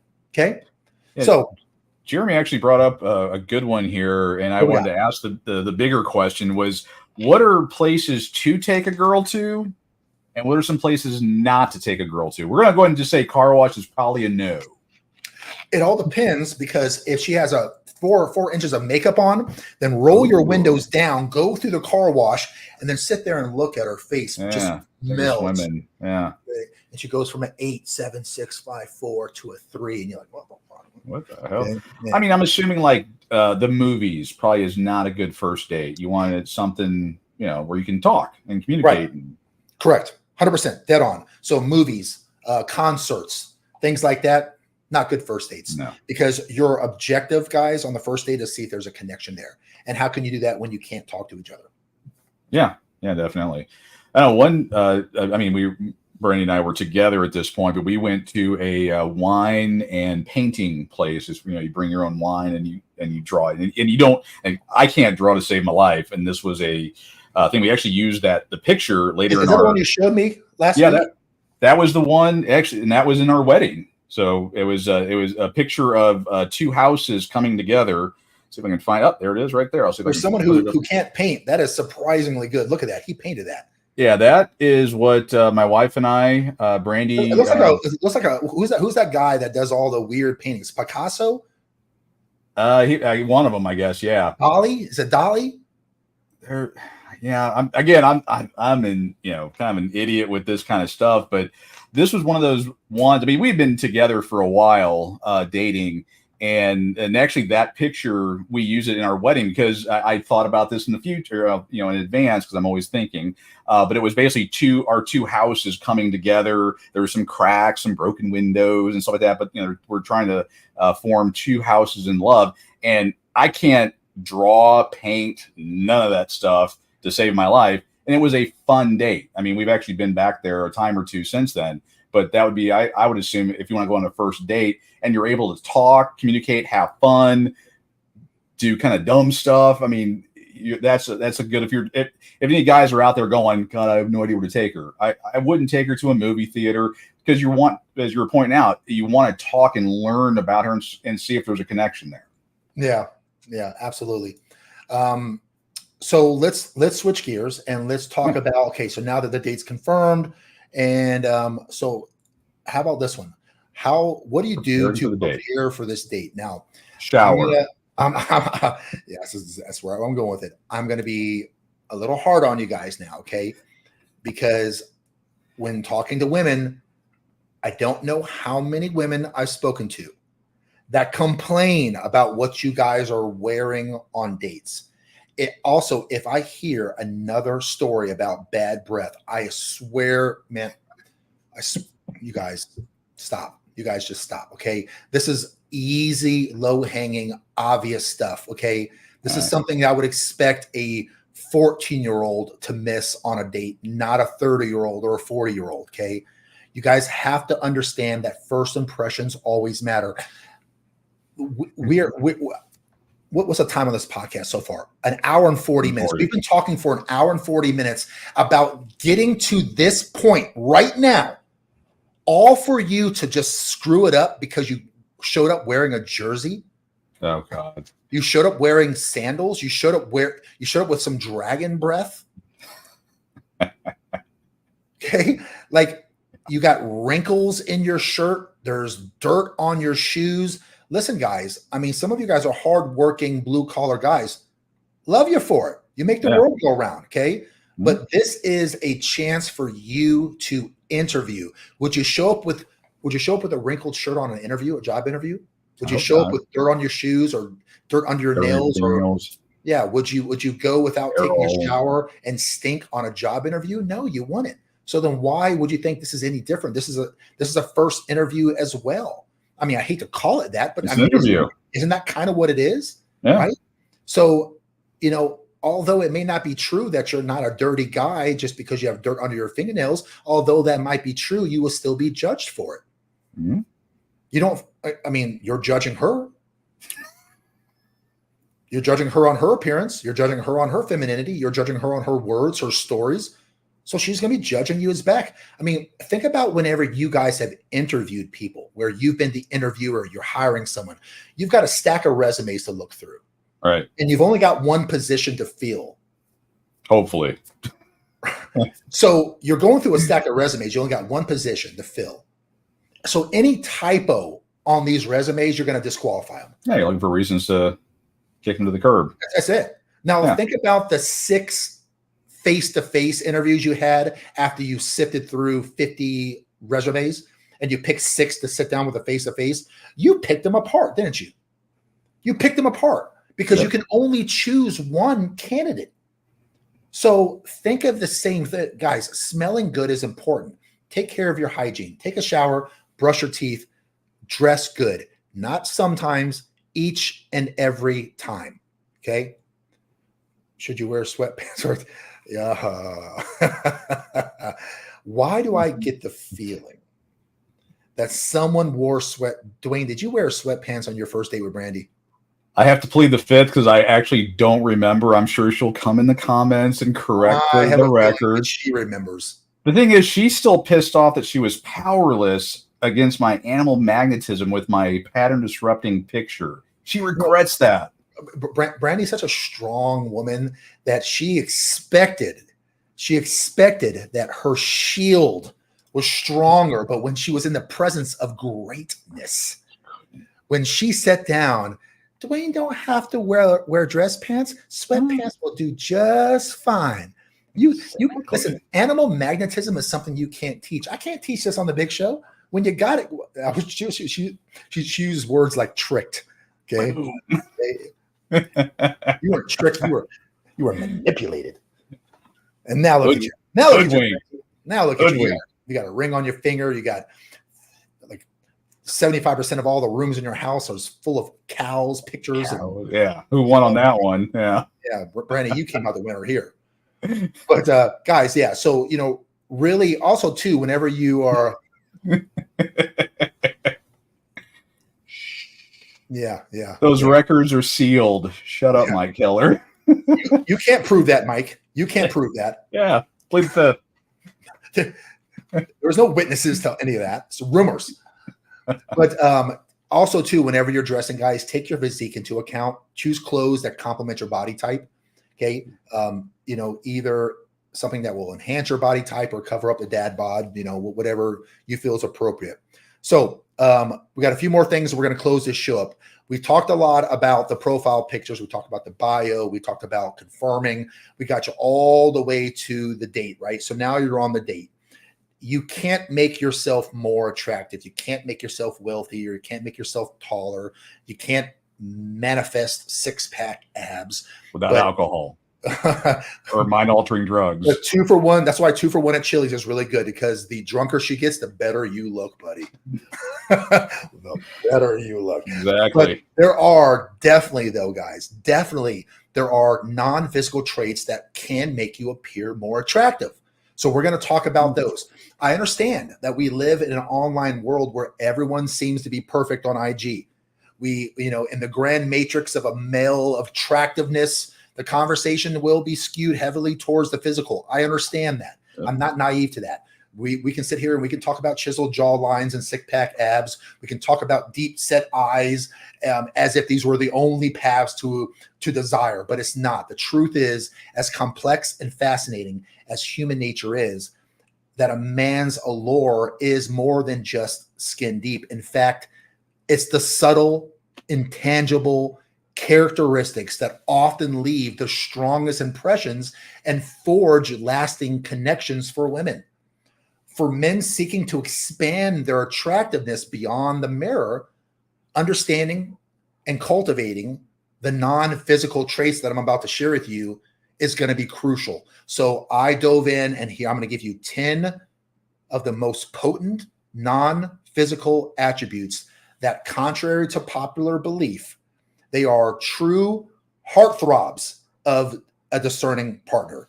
And women are going to be watching this podcast and going, yes, I'll take some of that too. Okay. Number one is confidence. And I've talked about this on many, many podcasts. There is just no substitute for a man who can walk into a room with an air of certainty. Confidence is majestic, drawing in all of the people around that guy. Okay. Mm-hmm. It's the precursor to leadership.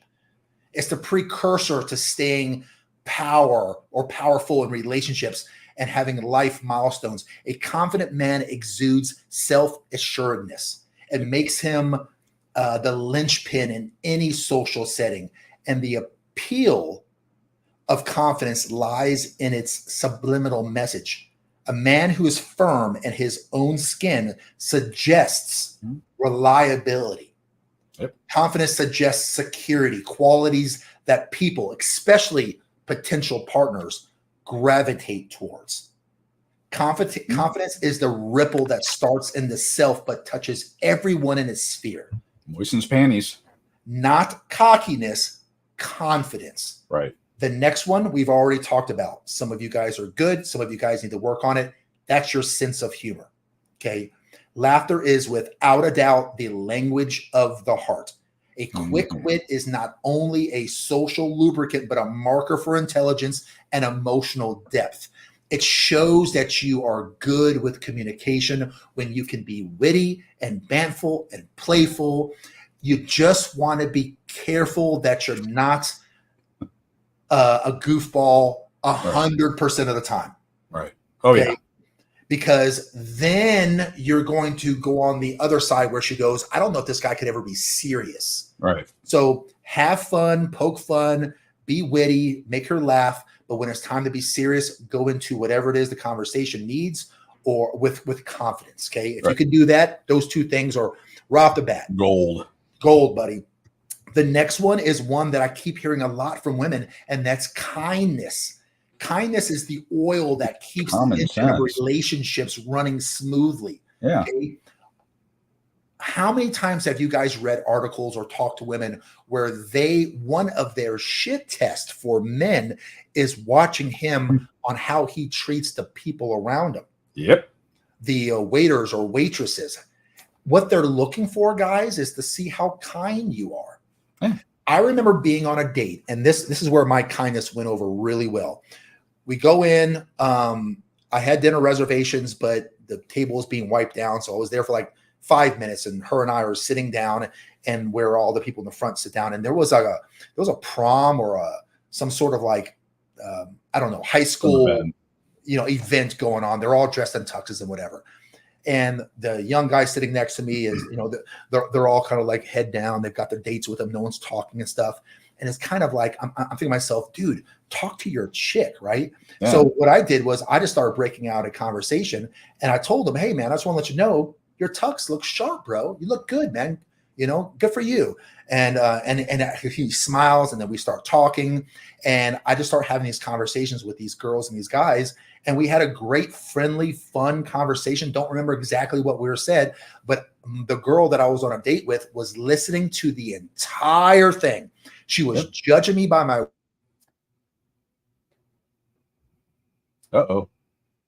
She was judging. Well, while we're waiting for Jimmy to come back, I wonder if he had another power outage. I can tell one of my stories on when Brandy knew I was the right one. We actually had been dating for a little bit, and we were out driving or something. And he's confirmed he lost power again. But we were driving, we get pulled over by the police, and a cop came up, exchanged our pleasantries, and went through the whole thing. I got a ticket because the area that we were in, you get a ticket. And I was going like 5 miles over the speed limit. And that was one of the things that Brandy was like, well, one, I knew you weren't, wanted by the police. So that was a good thing. And two is just the way that I handled the interaction. I was calm, took care of the issue, didn't have any, I wasn't arguing with the officer or nothing like that. So it was a pretty, it was a not uneventful thing, but it, kind of taught her that I was someone that, was kind. I wasn't going to, lose my cool or do anything silly. I'm not yelling at anybody. Of course, when we go out on different dates, yeah, throw your comments in. Let's have some fun until Jimmy gets back. Let's start roasting him here. So apparently Jimmy didn't pay his power bill. He's saying there's a power outage. So thank you, Jeremy, for contributing to. We'll do like a Jimmy Power Fund or something. So hopefully Jimmy will be back here in a bit and can pay his electric bill. But I just remember like when Brain and I would go out, even when we first met, it was always being nice. I used the right amount of kindness, asked kind of clarifying questions. We didn't have the things we talked about. We really got into the kind of the realness of our relationship kind of out of the gate. I listened to what she had to say. I had my thing, and we had a conversation. I wasn't talking at her, she wasn't talking at me, and we just kind of had a conversation. So it was a good conversation all the way around. And then as we got closer and spent more time together, she kind of figured out that I wasn't some weird creeper, and based on past relationship that she's had. So good there. Let me see if I can go back through the let's see if there's any other comments in here that I can talk to, because again, on dates for me, and he's blowing up my phone a little bit here. He's asking me a question, and I have to answer that while I'm trying to talk. Let's see, access. So I'll try to combo here, but we would actually, I'm hoping to get throw some comments in there or some questions. I can kind of talk about my relationship. But when I was dating, it was interesting. I'd go on first dates, and they would fall under a couple different themes. Some of them they were trying to do interviews, and then some were also wanting to get married the first time around. Some were talking about their breakups and all that. And I politely listened, but I was always trying to figure out who that person was, and have the communication back and forth. And then of course ultimately those days didn't go anywhere, because that's how I found Brandy, and we continued our relationship, and now we've been together for I don't know how many years, 7, 8, 9, I can't remember. Let's see. Oh, actually, I'm getting a question from before. What's the yellow thing in the top row behind me? This guy right here. We'll transfer here to the nerd show. That's actually the Ark. So in Transformers, the cartoon, the Autobots. Let's see if I can get the right finger. There we go. The Autobots and then the Decepticons. They actually fought on a ship. They came aboard the Ark, and that ship is what actually crash landed into Earth. And that's stayed there until the Decepticons woke the Autobots up, and all kind of went from there, from the original cartoon, the original canon of that. And actually, I 3D printed that.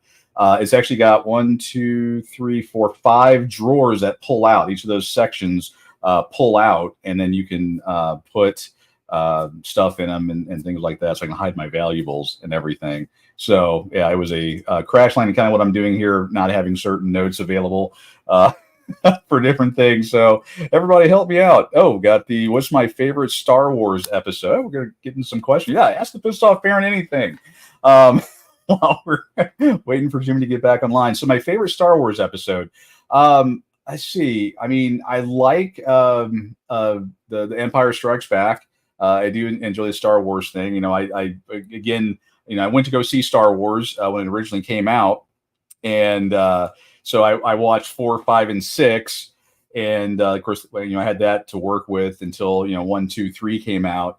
I was not too impressed with episode 1. I'll be honest. It was good to see what they have. The whole I'm one of those anti Jar Jar Binks guys, so that did not work out. So I didn't like that. And then of course 2 came along, and then Anakin turned into a whiny little wimp. So I wasn't a fan of that. We got the so we got here. Yeah, she thinks we were idiots. Yeah, I'm not a fan of Jar Jar. There's been some other things that have been talked about with Jar Jar Binks. He was secretly put in there. I've read some there. I know Jimmy actually enjoys doing the doing Star Wars. Actually, one of his pictures on his old setup, he had pictures of, I think it was Tatooine. I think it was in the back and all that. So he actually enjoys Star Wars quite a bit. Trying to see here being told that his power is still down. Let's see here. Trying to log in through the phone. Yeah, we hadn't really figured out ways to work around that. And actually, get another question here from Jimmy. Let's see. Have you heard the theory that Jar Jar is a Sith Lord? Yes, that was actually the one I remember reading about, is that he actually was kind of an undercover Sith Lord. Someone say this is a better topic. Star Wars, yes. That's what true nerds. This is actually part of my plan to take everything over and turn this into a general nerd show. We can talk about real fun stuff and icky girls and guys and relationships and everything. I finally get into my thing here. Yeah, and actually, well, I guess it's a time while we're waiting. I mean, the whole for those that don't know, I was born in 1972, so I'm 51, almost 52 years old, and I grew up in the Transformer, Thundercats, Voltron, all that time frame. So I was able to recreate. I guess to give the quick story, I grew up poor, so actually I didn't have all this. I had a few of them, a couple, one Voltron, actually I had both the Voltrons, and then a few of the Transformers. And then where I lived, I actually grew up in Missouri, and I had lost all of them in a flood.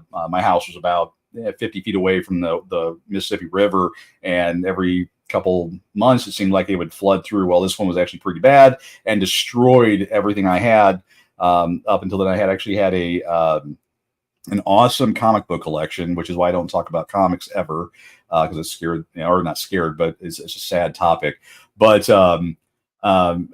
over the years, in my first marriage, I wasn't allowed to have Transformers or even think about recollecting them. But by my third marriage, Brandy actually encouraged me to start the whole process. And I actually, my first one that I got was Devastator, which is that guy's the 6 Constructicons that would form together to form Devastator.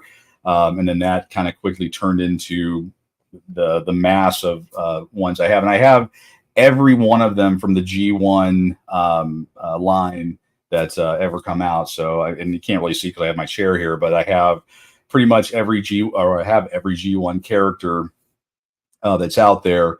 And then, of course, well, you can't see it because it's off screen, but I have 6 Voltrons, 3 of each, the Lions, as well as the vehicles. So, have that. And let's see here. 5. We got Ho. I'm assuming Jeremy's not calling me a ho. He's referring to the Thundercats, which was another great cartoon that came out in the 80s. Yeah, he's mentioning Snarf, which was that annoying cat. But yeah, actually, I have. We'll have to see what I think I have. It's off screen here. I have actually the entire collection, collector's edition of the of Thundercats. But yeah, a huge Thundercat fan. Actually, in my sword room, actually, I can show a picture. Do a little picture time here. I have a sword room. Here we go. Let's see if I can make that a little bit bigger. But if you can see it, I actually have a Thundercat sword, which is right next to my Kurgan sword from Highlander. And I have another Highlander sword. And then I have the sword that was held by Lou Ferrigno in a movie from the 80s. And I have the Braveheart one right next to it. So all kinds of stuff there. And I, of course, enjoyed D&D and all that. Actually, well, I don't think I've showed that picture. Also on here is, let's see if it shows it. That table right there is actually a D&D table, which I'm hoping to start playing D&D on at some point. So yeah, a lot of nerd stuff, as well as I'm a huge Metallica fan. So you can kind of see over in the corner there, I have all the records, all the original records, all the way up until summer of '72. I haven't got that one yet just because I'm not a huge fan. But yeah, I have a lot of collectability. I've had a chance to do that. Actually, I'm trying to see some of the other nerd stuff that I have. I can brag here some more. Does anybody know who this is? And you can't say me because that's it. That is a Miss Erin Gray, who I got to meet twice on 2 different days. There it goes. It finally kicked over.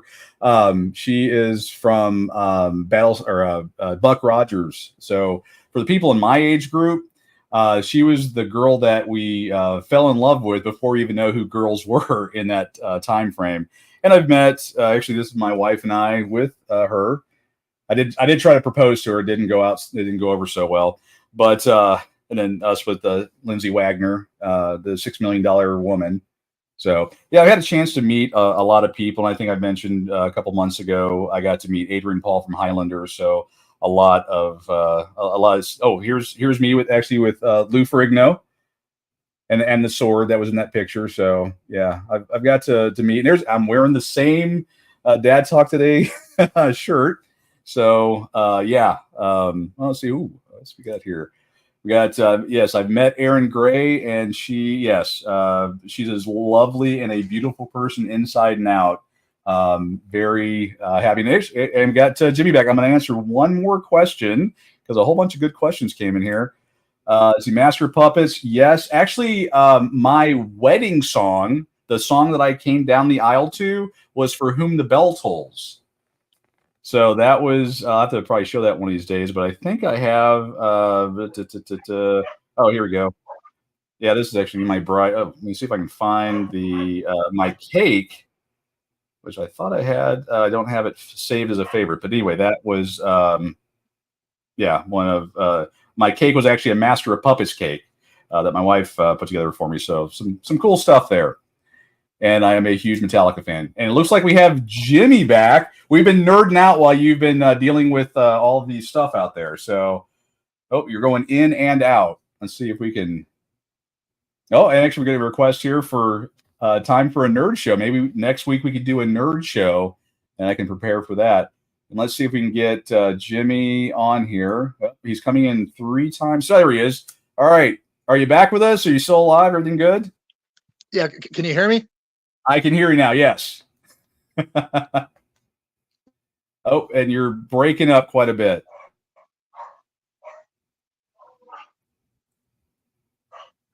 Sorry, guys. I got bad connection, and the weather's not so good here. There, switch you back over there. Take the